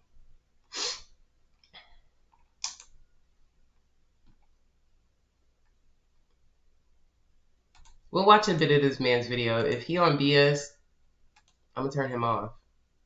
No shade. No shade. I'm gonna turn him off if he's on BS. Welcome to the live. Because I don't know what he's Welcome gonna to be the talking about. live. And this is a live stream, so it's a little long. Welcome to the live. Welcome to Inner Mileage.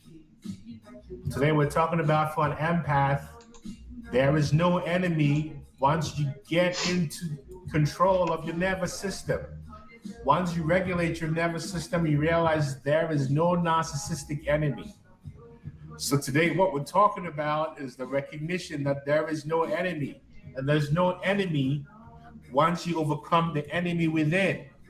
And that's what happens when you escape narcissistic abuse. When you overcome the enemy within, there's no enemy without. That's what it is. So welcome in, welcome in. Today we're talking about how regulating your nervous system frees you to the point where you realize there is no enemy. There is no enemy. That's what we're talking about today. There is no enemy. So that's the focus today. So let me begin. You see, there's a threshold in the empath's evolution where perception begins to reorganize. Welcome to Inner Mileage. Not your beliefs and not your mindset, but your perception. And when this threshold is crossed, something radical emerges, meaning you no longer experience people as enemies, that because this is not moral maturity. It's not compassion training. It's not spiritual bypassing. But you begin to see that people are not your enemies as a result of your own perceptual collapse of separation, Jessica. So, meaning that no one has ever been acting independently of their conditioning, including you.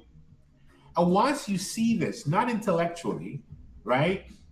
Not intellectually, but somatically, and your nervous system, you begin to exit the battlefield. Robin, I don't understand the question. Is this for me? What's my why? This is my mission. That's my why. So to understand why the enemy dissolves, we must first understand how the enemy is created. And contemporary neuroscience has moved beyond the idea that the brain reacts to reality.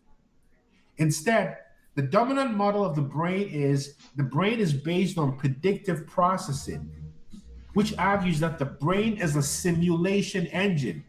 In fact, there's a researcher at the University of Sussex called Anil Seth. He described the brain and perception that comes from your brain, as controlled hallucination. Thank you, Leon. Thank you so much, right?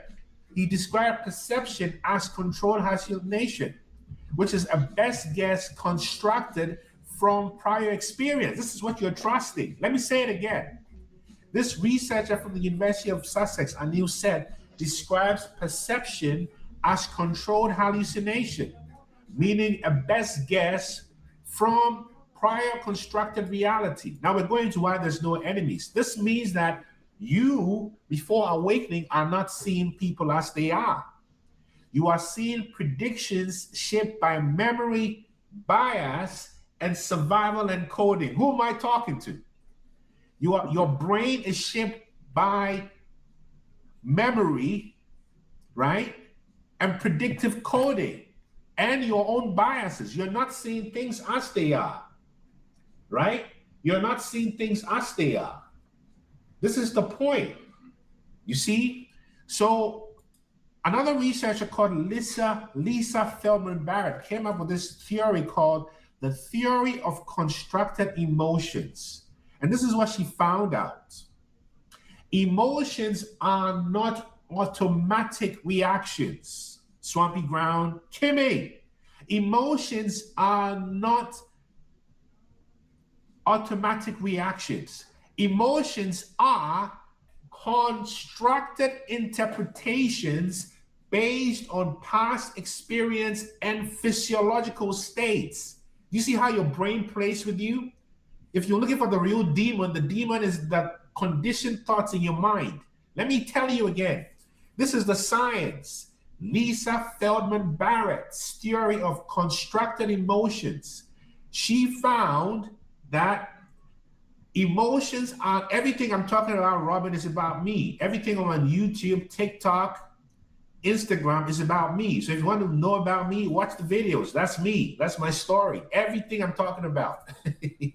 Okay, I hope that answers your question. So let me get back on track.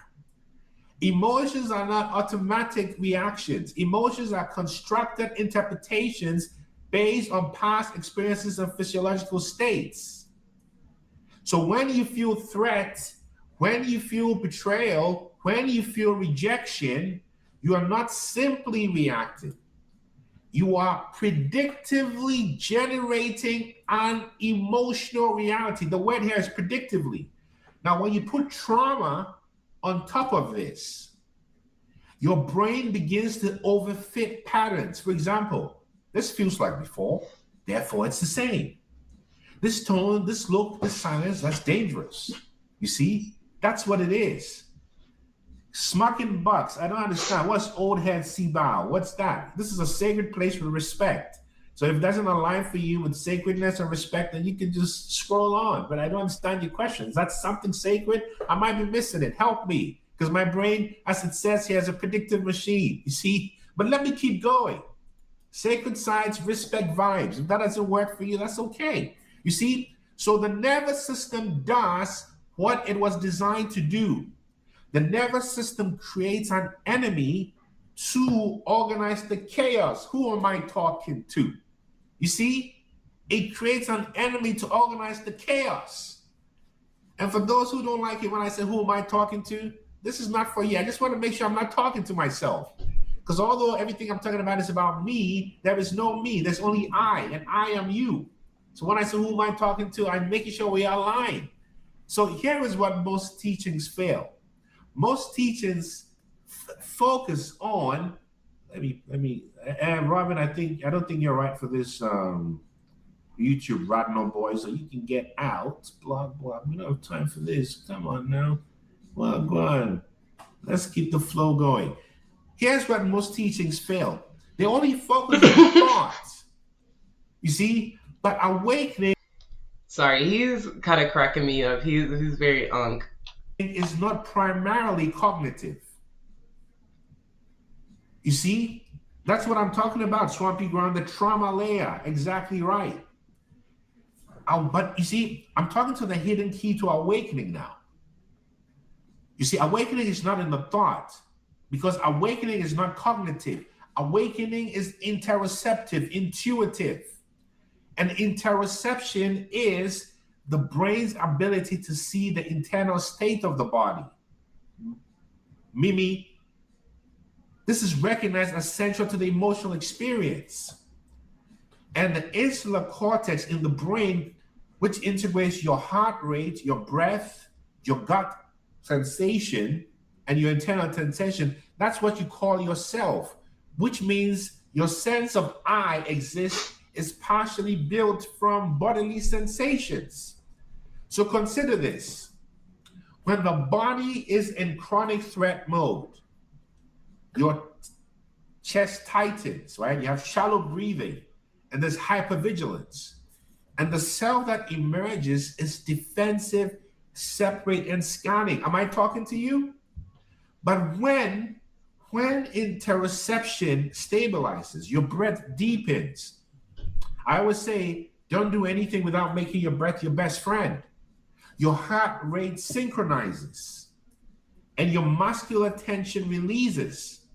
So your sense of self begins to soften, you see? And with that suffering, the boundary between the self and the other becomes less rigid. I'm speaking spiritually now. This is not philosophy. This is the neurophysiology enabling non-dual perceptions. Non-duality is there's no separation, only one, I and I. But let me go deeper about the nervous system. You see, the human nervous system is not just individual, it is relational. It's relationally attuned, right? This is why we can feel, we have neuroseconds, we can feel empathy for what others feel, or we can mentalize what others' intentions are. However, trauma, all of us were traumatized, distorts these systems. It's so crazy though, because I have to like actively, I've kind of like always been for years. I didn't notice my camera was still high up from me doing that shaking exercise with y'all. But yeah, like I have to actively think about how I'm breathing most of the times, because I do just naturally take shallow breaths. So I'm like, as much as I want to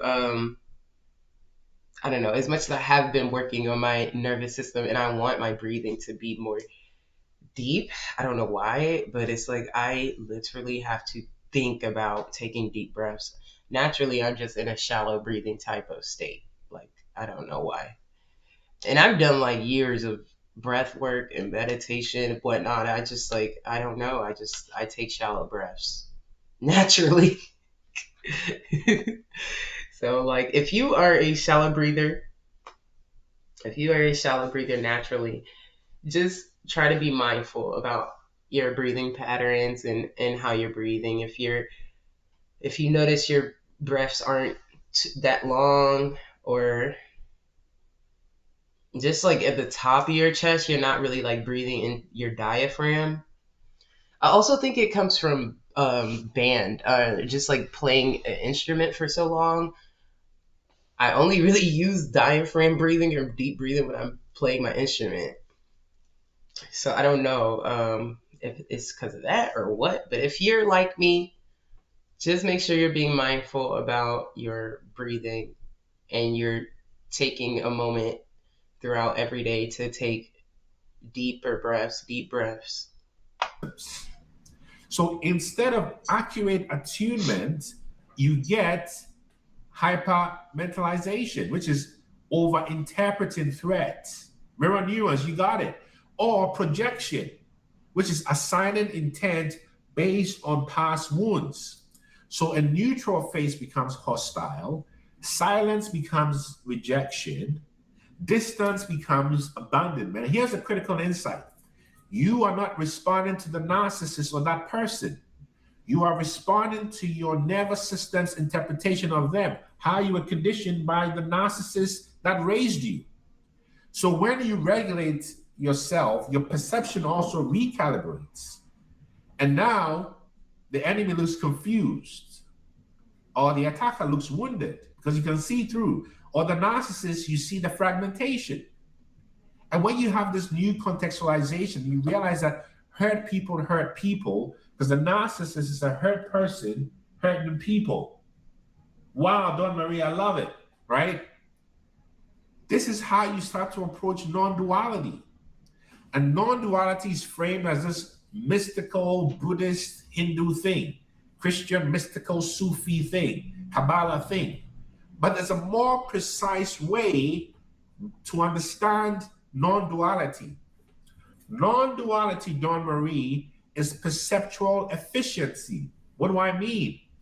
When the brain is no longer over predicting threat, it stops fragmenting reality, because we know when the brain constantly predicts threat, you fragment reality, so you attract the conditions for the narcissist to come through. That's the energy. So when the brain is no longer over predicting threat, it stops fragmenting.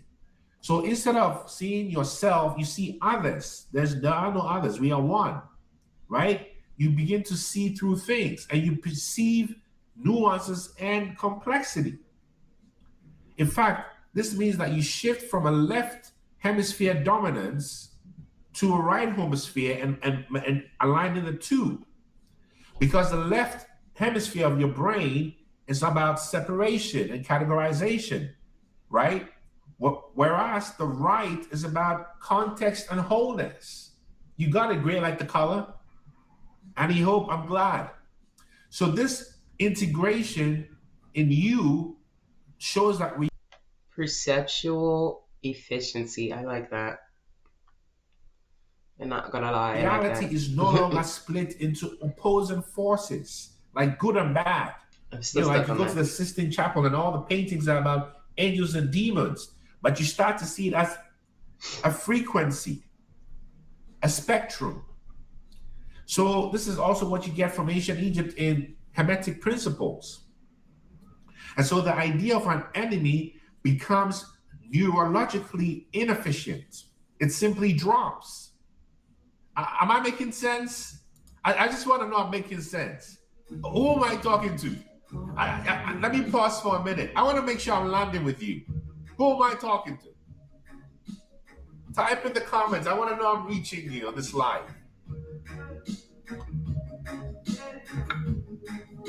If I'm reaching you, I want to know.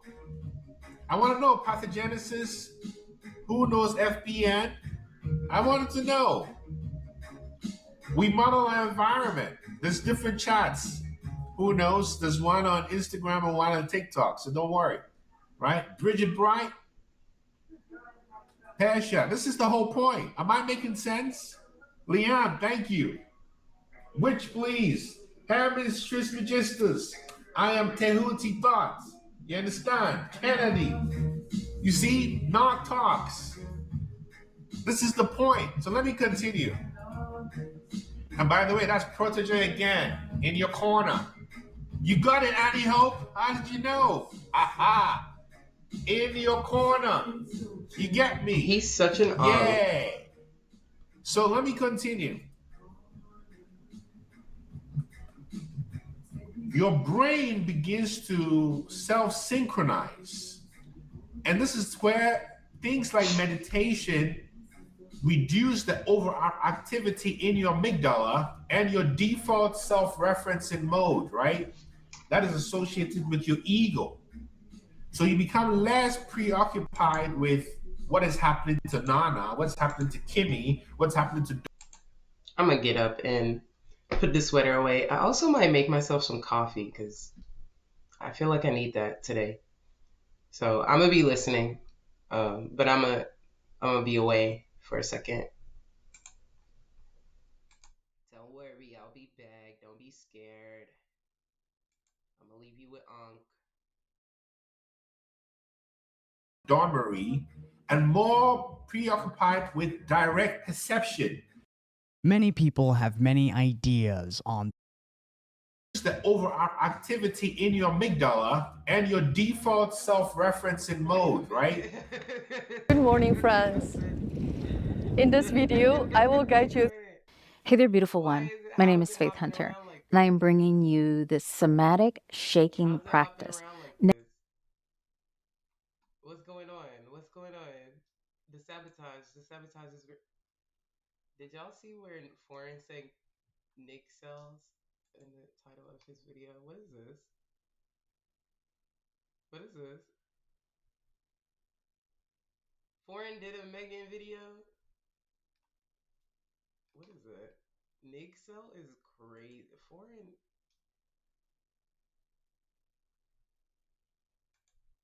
Continue. Okay, I'm so sorry. your brain begins to self-synchronize. And this is where things like meditation, Oh man. love, inner mileage, yeah? One love, many me's, love, love, love, love, one love. Jah love, Yahweh love, divine love, the love of the great architect, Okay. the love of Sorry, it was hopping around like crazy. My volume got turned down. Foreign had a video that said Nick sells. I don't know what's going on. I need to get up and make some coffee and also put the sweater away. I'm going to leave y'all with Unc for just a few minutes, okay? I'll be right back. Mother Gaia, the love of Asasiya, the love of Kukulkan.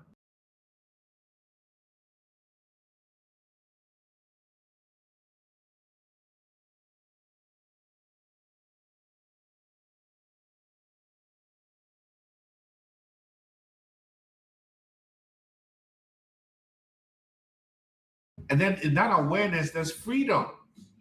So your brain becomes less rigid, gray like the color. This is about gray like the color. I think you're referencing the allegory of the cave. Is that what you're talking about? The allegory of the cave is exactly what we're pointing to here. The brain becomes less rigid. And the allegory of the cave is a story about these folks who are stuck in this cave and can't see anything, right? They've lived there like that for centuries. And one person goes out of the cave and finds light and comes back and tells everybody, hey, we don't have to live in the dark. There's light over there. And guess what they did to this person? They beat them to death, right? So this is why your awakening is based on delivering to those assigned to you. You don't just go around telling it on the mountain. You tell it to those it's assigned to receive it and come to you.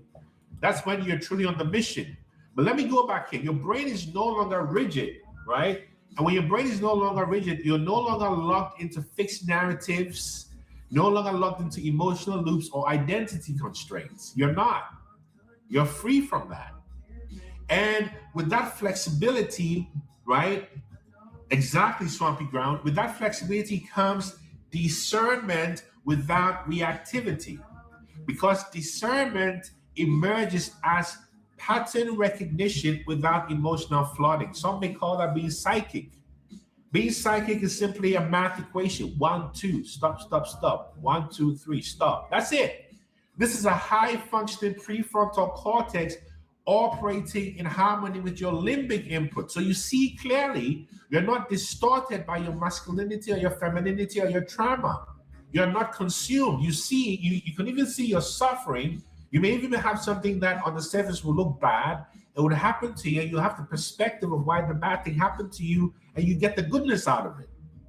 Then there comes discernment, where your boundaries become based on how you protect your think about how you spend your money. If you're financially and fiscally responsible, you just don't spend your money on everything. So boundaries are no longer defensive walls. Boundaries are precision tools for energy distribution, meaning you engage where there is coherence and you will withdraw where there's distortion, like the two gentlemen who are here on Instagram, right? They had to go, right? And there's no resentment, no guilt, just alignment. If you're not aligned, what's the problem? You bet, Swampy Ground. Say more. I want to hear from you. Do you want to come and talk about this? Do you want to come on video soon? Swampy Ground, let me know. So boundaries mean you're entering a place of coherence and purpose. I was the biggest people pleaser in the world. And at this level, your purpose is not chosen. Your purpose emerges from coherence across systems. Your nervous system, your cognitive system and patterns, yeah, your emotional regulation, your relational dynamics. This is what the physicist Herman Larkin describes in synergetics. That's like synergy and energetics, synergetics, right? Order emerges. Receive, folk, I receive the blessings. Anytime somebody says, may the creator bless you, because I am the creator and I receive the creator blessing to create my satnam. As I said in Kundalini Yoga. So synergetics, order emerges spontaneously when your systems, the nervous system, cognitive system, emotional, become coherent. and your life, right, becomes self-organizing swampy ground. I got it, right?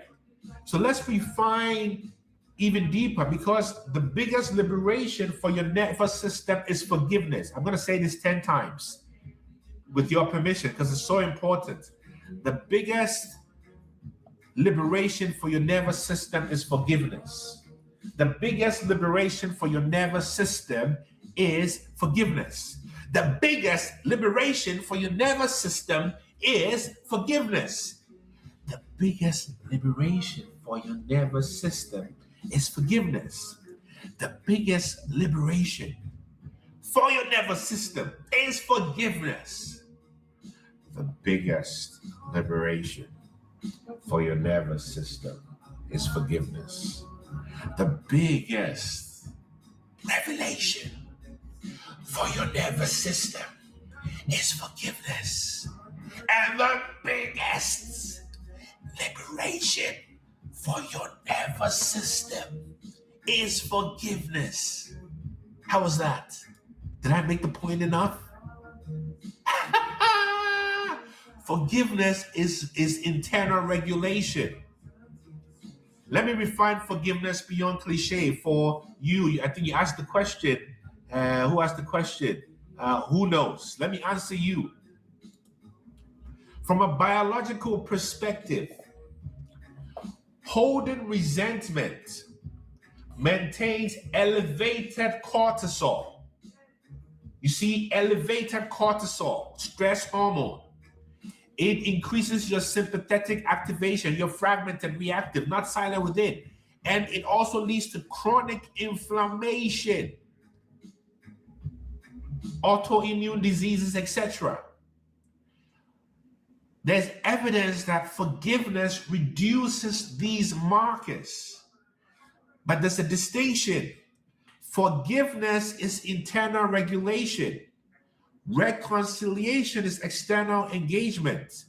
Forgiveness does not require reconciliation.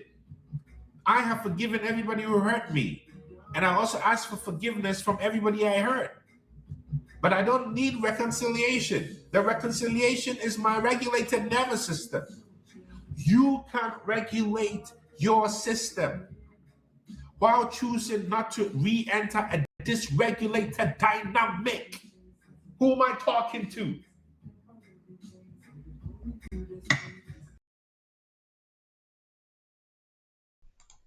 Did y'all know the biggest liberation for your nervous system is forgiveness? Did you know that? I heard that somewhere. I think I heard that somewhere. If you're stuck, Sia or Which Please, come on video and ask your question. Or if you want us to deal with your problem directly right now in 2 to 5 minutes, come on, invite yourself. I'm telling you, with forgiveness, there's no time. And then you practice forgiveness until there's advanced coherence. People think time makes forgiving easier. No. At the highest level, the empath no longer organizes around the reality of threat, especially when you, let's see if I can invite you. Can I invite? Which Please? Where are you, Which Please? I invite you on. Where are you, Which Please? Where are you, Which Please? I can't find you. Where you be? Which Please? I can't find you. Are you still here? Let me refresh.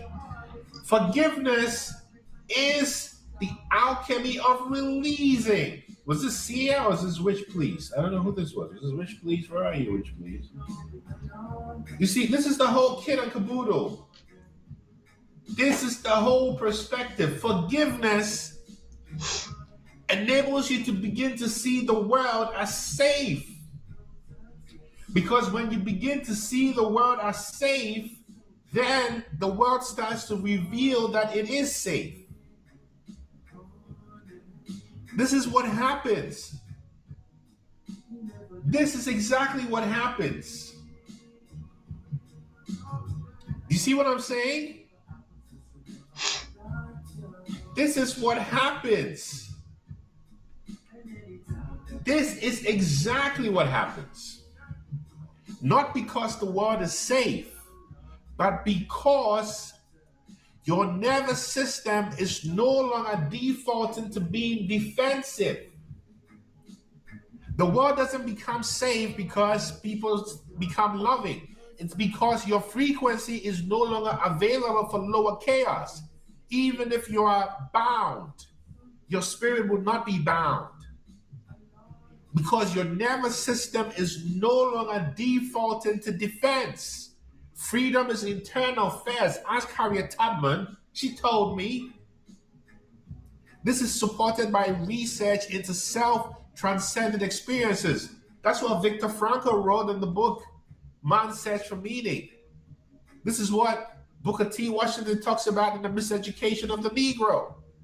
You see? So what emerges is not passivity. When you're clear in this way, you act, you respond, you disengage, but all without hatred, all without projection, and without the need for an enemy to define you. And you can only release this through forgiveness. You can only release your memory of hurt by forgiving. You see, so when you arrive here, you don't become Pollyanna-ish and say everyone is good. You just realize that everyone is conditioned. Even the ones who hurt you the most, they hurt you because they are hurt. You see, that's why. And when you see that everyone is conditioned, yes, you might be irritable when you go out to the world. You might judge people, but the judgment should default back to realizing that I'm feeling what Unc is saying, but honestly, forgiveness is such a huge challenge for me that it's like hard. It's like actually hard. It's like actually hard to really get into what he's saying. Because personally, I be struggling with forgiveness real bad. everyone is conditioned, including you. And when you see that, that is reducing your own conditioning. And more importantly, you realize that I am no longer governed by unconscious conditioning. You need to forgive. You see, and in that moment, because your hurt is part of your past conditioning, something extraordinary happens. You see? Something extraordinary happens. When this happens, you see? So your perception stops fragmenting. Your identity stops defending, right? And you start to organize from coherence. This is the whole point. Kimmy, what's on your mind today with these narcissists and realizing there's no enemy? Are you there, Kimmy? Oh, I don't think you're there. All right. This is what begins to happen. You see? This is what begins to happen. You see it all. So now your reality starts to be governed around truth. Your reality starts to be governed around thriving, not survival, not fear, not opposition, but coherence. And from that coherence, you realize that peace is no longer something you seek. Peace is something you are structured to sustain, because peace is from within. There is nothing outside. And realize that the only way to hurt someone is to first hurt yourself. So if you don't want to hurt yourself, you will not hurt anyone. And therefore, you will not be able to sustain being hurt because you no longer hurt yourself. The only reason why I was hurt was because I used to hurt myself. I used to think I wasn't good enough. I used to think low self-esteem was my lot. I used to think the curses that were spoken upon me directly and indirectly was how it was going to be. So I was stuck in fear, and I would create these enemies because there's nothing outside.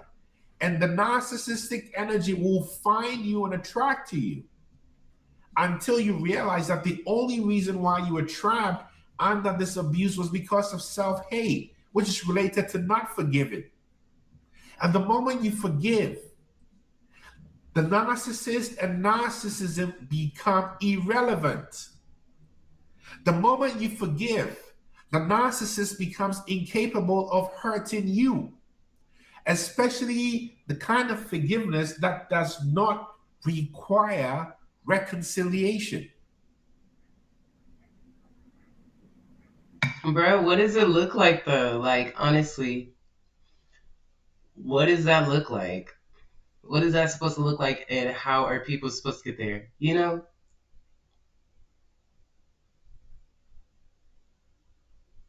The type of forgiveness that does not require reconciliation.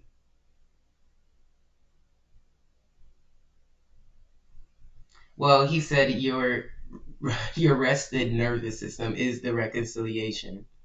So you don't need reconciliation, as in like being in communication with that person or situation. Because narcissistic abuse for me can be like a person, a situation, a job. Like it could be a lot of different things.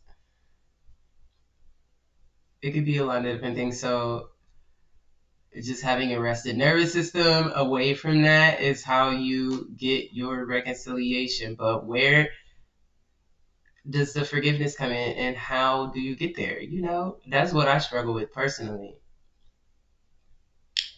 What does it look like? I want to be very clear. I am a big advocate for the kind of forgiveness that does not require reconciliation. The kind of forgiveness that brings you to neutral. And the understanding that the only reason why narcissists are the way they are is because they are hurt and they want to share their hurt. That's all it is. They are hurt, so they want to share their hurt. In the same way, when you have joy, you want to share with everybody, right? The narcissist lives in a perpetual state of hurt. Let me tell you what it's like to be a narcissist. The narcissist is in constant pain. That's why they are constantly devious.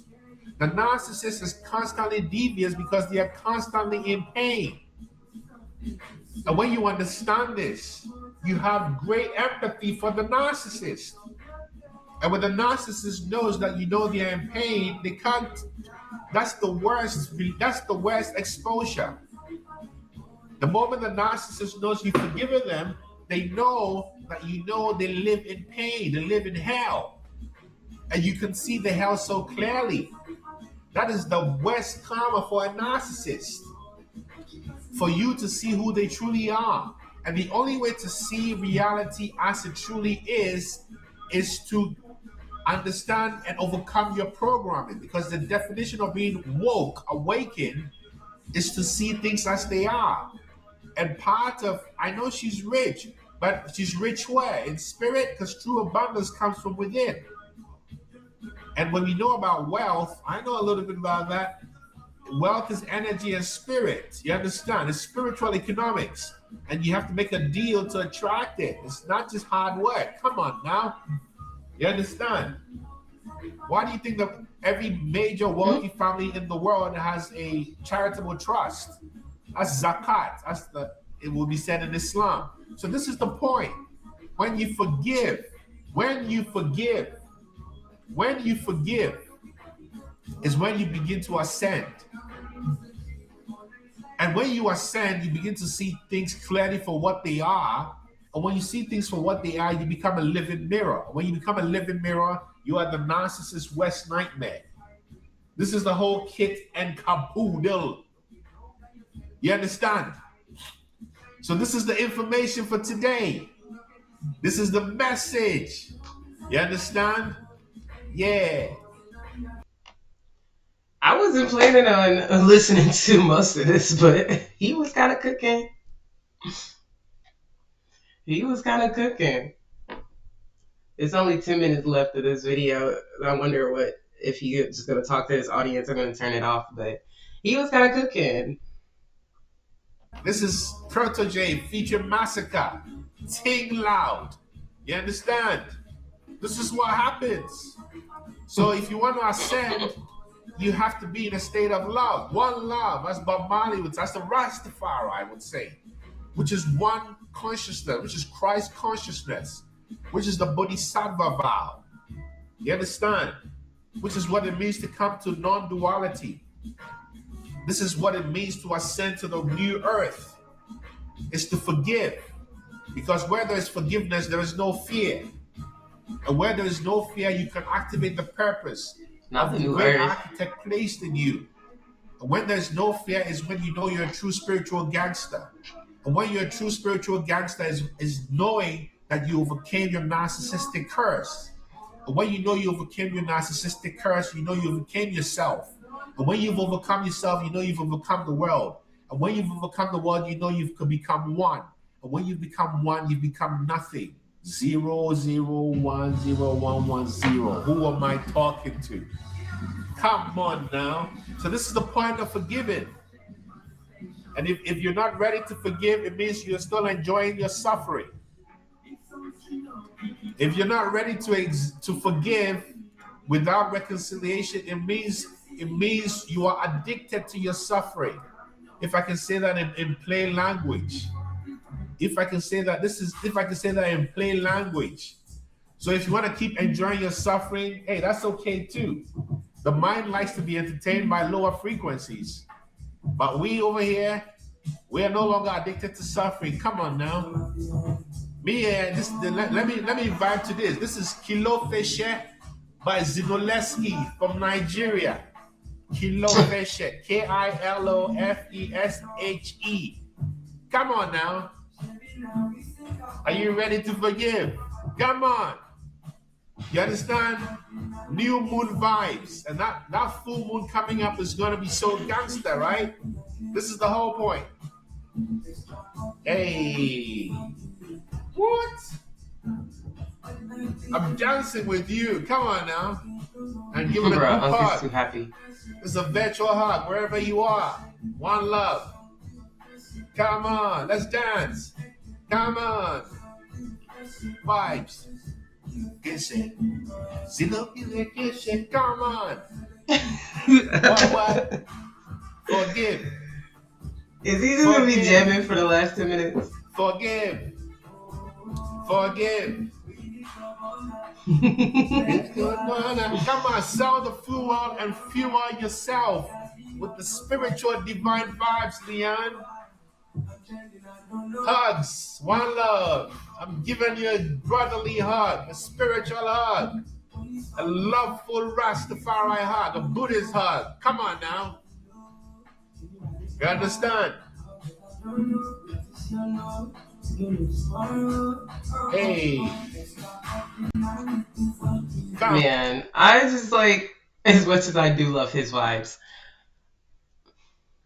personally, I'm conflicted because like I have been in so many like different spiritual practices, especially the ones he's talking about, Buddhism, Islam. I didn't really get into Rastafari, but you know, I learned a little. But I just throughout all of these practices, none of them have really helped me with forgiveness. I'm so sorry to say, or helped me personally find that constant forgiveness for people when things like happen. I don't know. Maybe I'm just a grudge holder.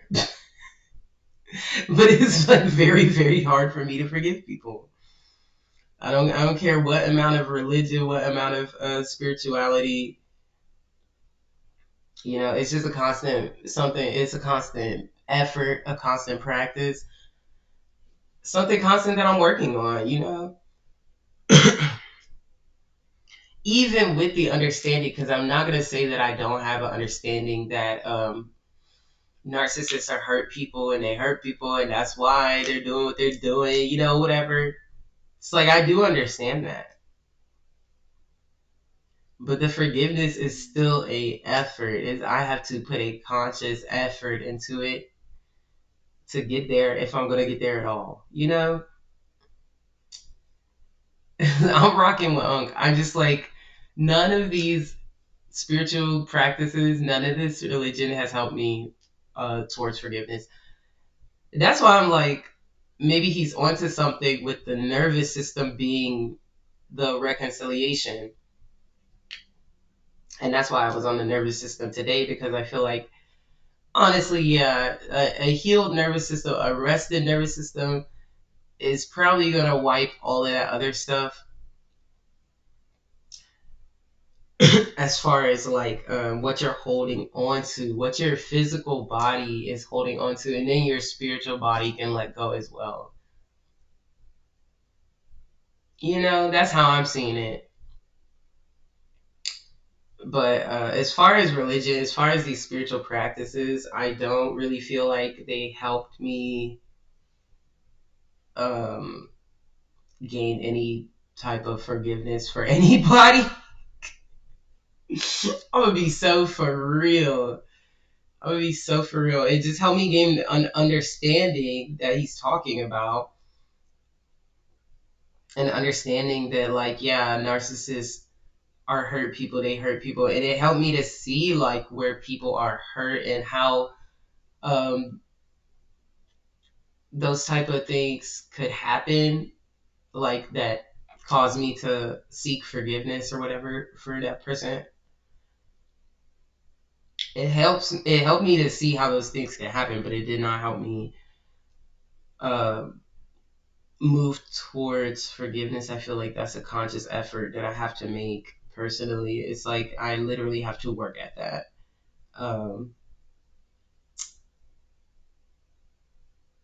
So I don't know. I'm feeling Unc on some things. On other things, I think it's just maybe I just personally have to work on it. I don't know. Come on now. This is the vibes. If you're ready to awaken and ascend, book a session with me at innermileage.com. And I tell you the truth, even if we're aligned or not, in a way that is empowering, will shift you. Because it's not me doing it, it's a co-creative process between. Oh, you plug in his business.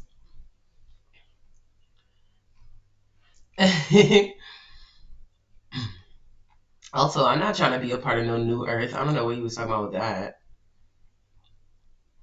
Y'all can keep the New Earth or whatever, New World Order or whatever y'all want to do.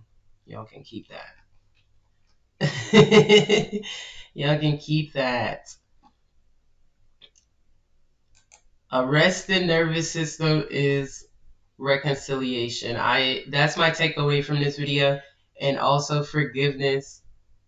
What did he say? He said it 10 times and I still don't remember. Forgiveness is the quickest way to heal the nervous system or something. Ciao. I appreciate Unc. I appreciate Unc in that video. The signal, the nervous system, why empaths cannot be broken. Ooh. Brother Kofi is alive.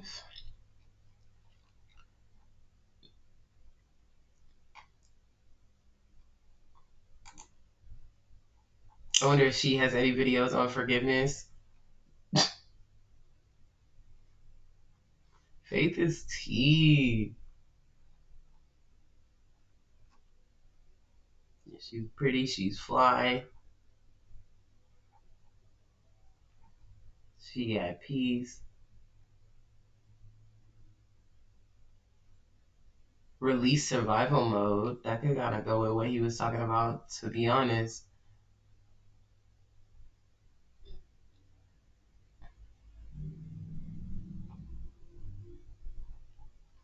How to grow without burnout. That's real.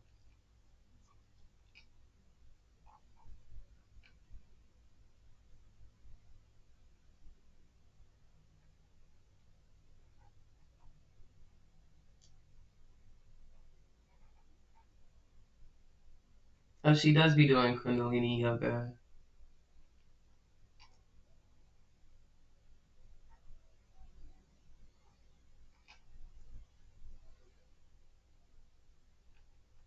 Okay, I think I'm gonna watch that burnout video and then we'll end it after that.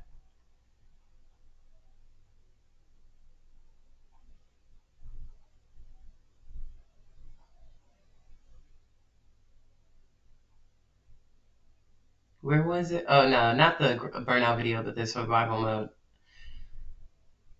Stuck in survival mode. Oh, this is another exercise. I just took my hoodie off. Let's save that though. Let's put that on a playlist.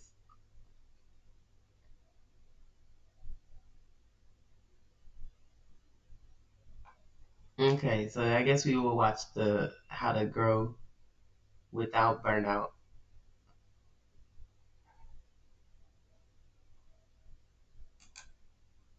Hey, darling, this is Faith Hunter, and welcome to The Shift, your midweek moment to pause, reframe, and rise. In the next few minutes, I'll blend research with soul so you leave grounded, motivated, and aligned with who you're becoming. We've been exploring the great lock-in, finishing the year out with focus, devotion, and identity. But here's the part no one's talking about: the soft lock-in. Because locking in isn't meant to feel like punishment. It's meant to feel sustainable, nourishing, and safe. Now, you know I'm all Lock about in, the bro. neuroscience. And Just lock neuroscience in. shows that chronic stress keeps the nervous system locked in survival mode: flight, fight, or freeze. And when you push yourself without rest, your body will resist change instead of embracing it. But here's the shift: practices that regulate your nervous system, like breath, rest, grounding rituals, meditation, and even gentle movement, actually increase neuroplasticity. That means your brain becomes more flexible, like your body can, more creative, and more open to transformation. This is why the soft lock-in matters. Without softness, your lock-in becomes a cage. With softness, your lock-in becomes your creative sanctuary. The soft lock-in is about locking into safety, locking into rest, and rituals that hold you steady and grounded. It looks like giving yourself permission to pause before you dive into work. It feels like taking a deep breath when you're feeling rushed. It sounds like saying no to what drains you so you can say yes to what sustains you. The soft lock-in is So it sounds like the soft lock in is literally just taking a moment to be present, be mindful before you get going. what makes your discipline sustainable. It's the bridge between effort and ease, between pushing and receiving.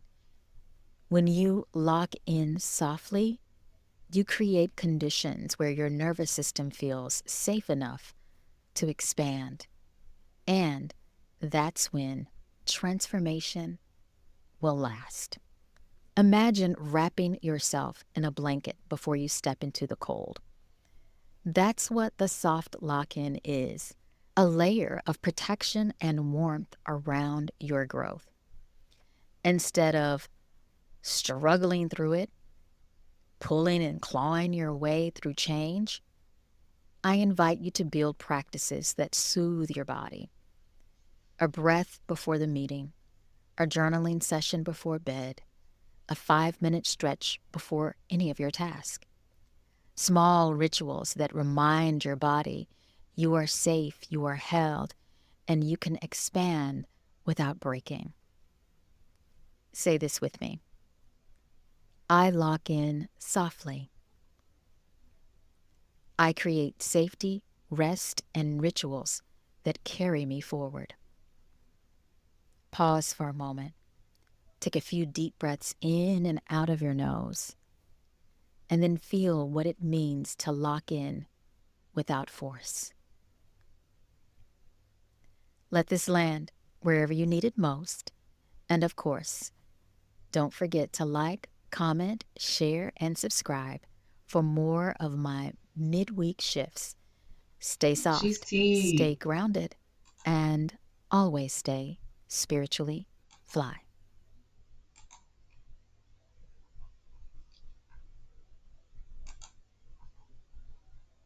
I gotta read her book, Spiritually Fly. That sounds like a good read, to be honest. I don't read a lot of spiritual books, so I'm not gonna hold you. I do not get into what y'all be trying to feed me. Not anymore, at least. Shoot, I used to be into all types of mess, but I was thinking about starting like a book club or something on this morning stream. Like we just read some stuff, or like The Body Keeps the Score or something relevant to the topics. I want to read a Bible, to be honest. I want to read a Bible like front to back, like a regular book. So I don't know. We might read the Bible. We might read The Body Keeps the Score on here. I don't know. I really want to add some journaling, like a journal time, morning journaling.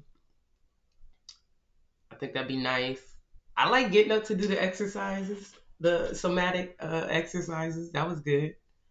Might add in more of that. I don't know. The page is growing. The page is changing.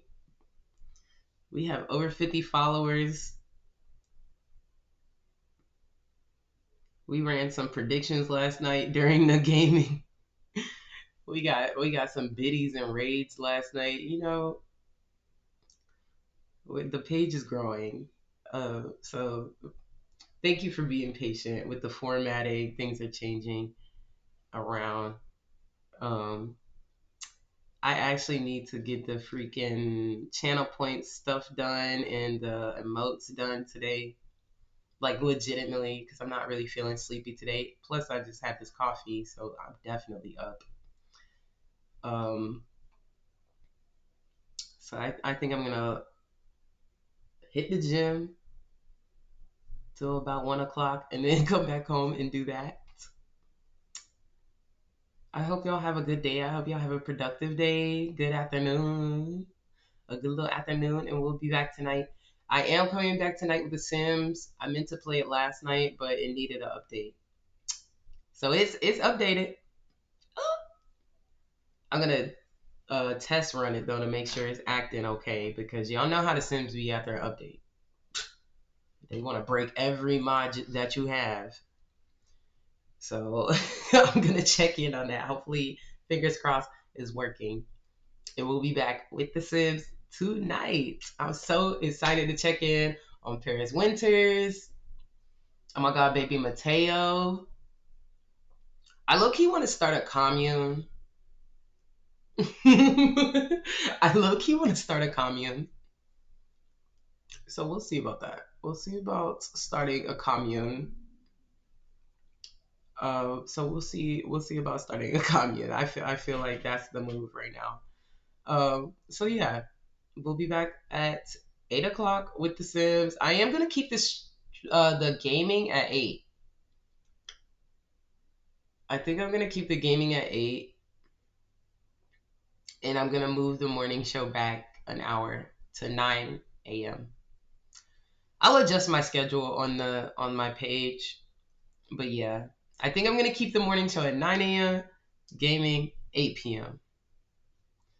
So far, it's been an 8 a.m., 8 p.m. grind. And I'm not going to lie, it's kind of getting to me. I've been very consistent with it, but it's becoming a challenge to be more consistent. So I'm going to give myself some ease and move this morning show back an hour.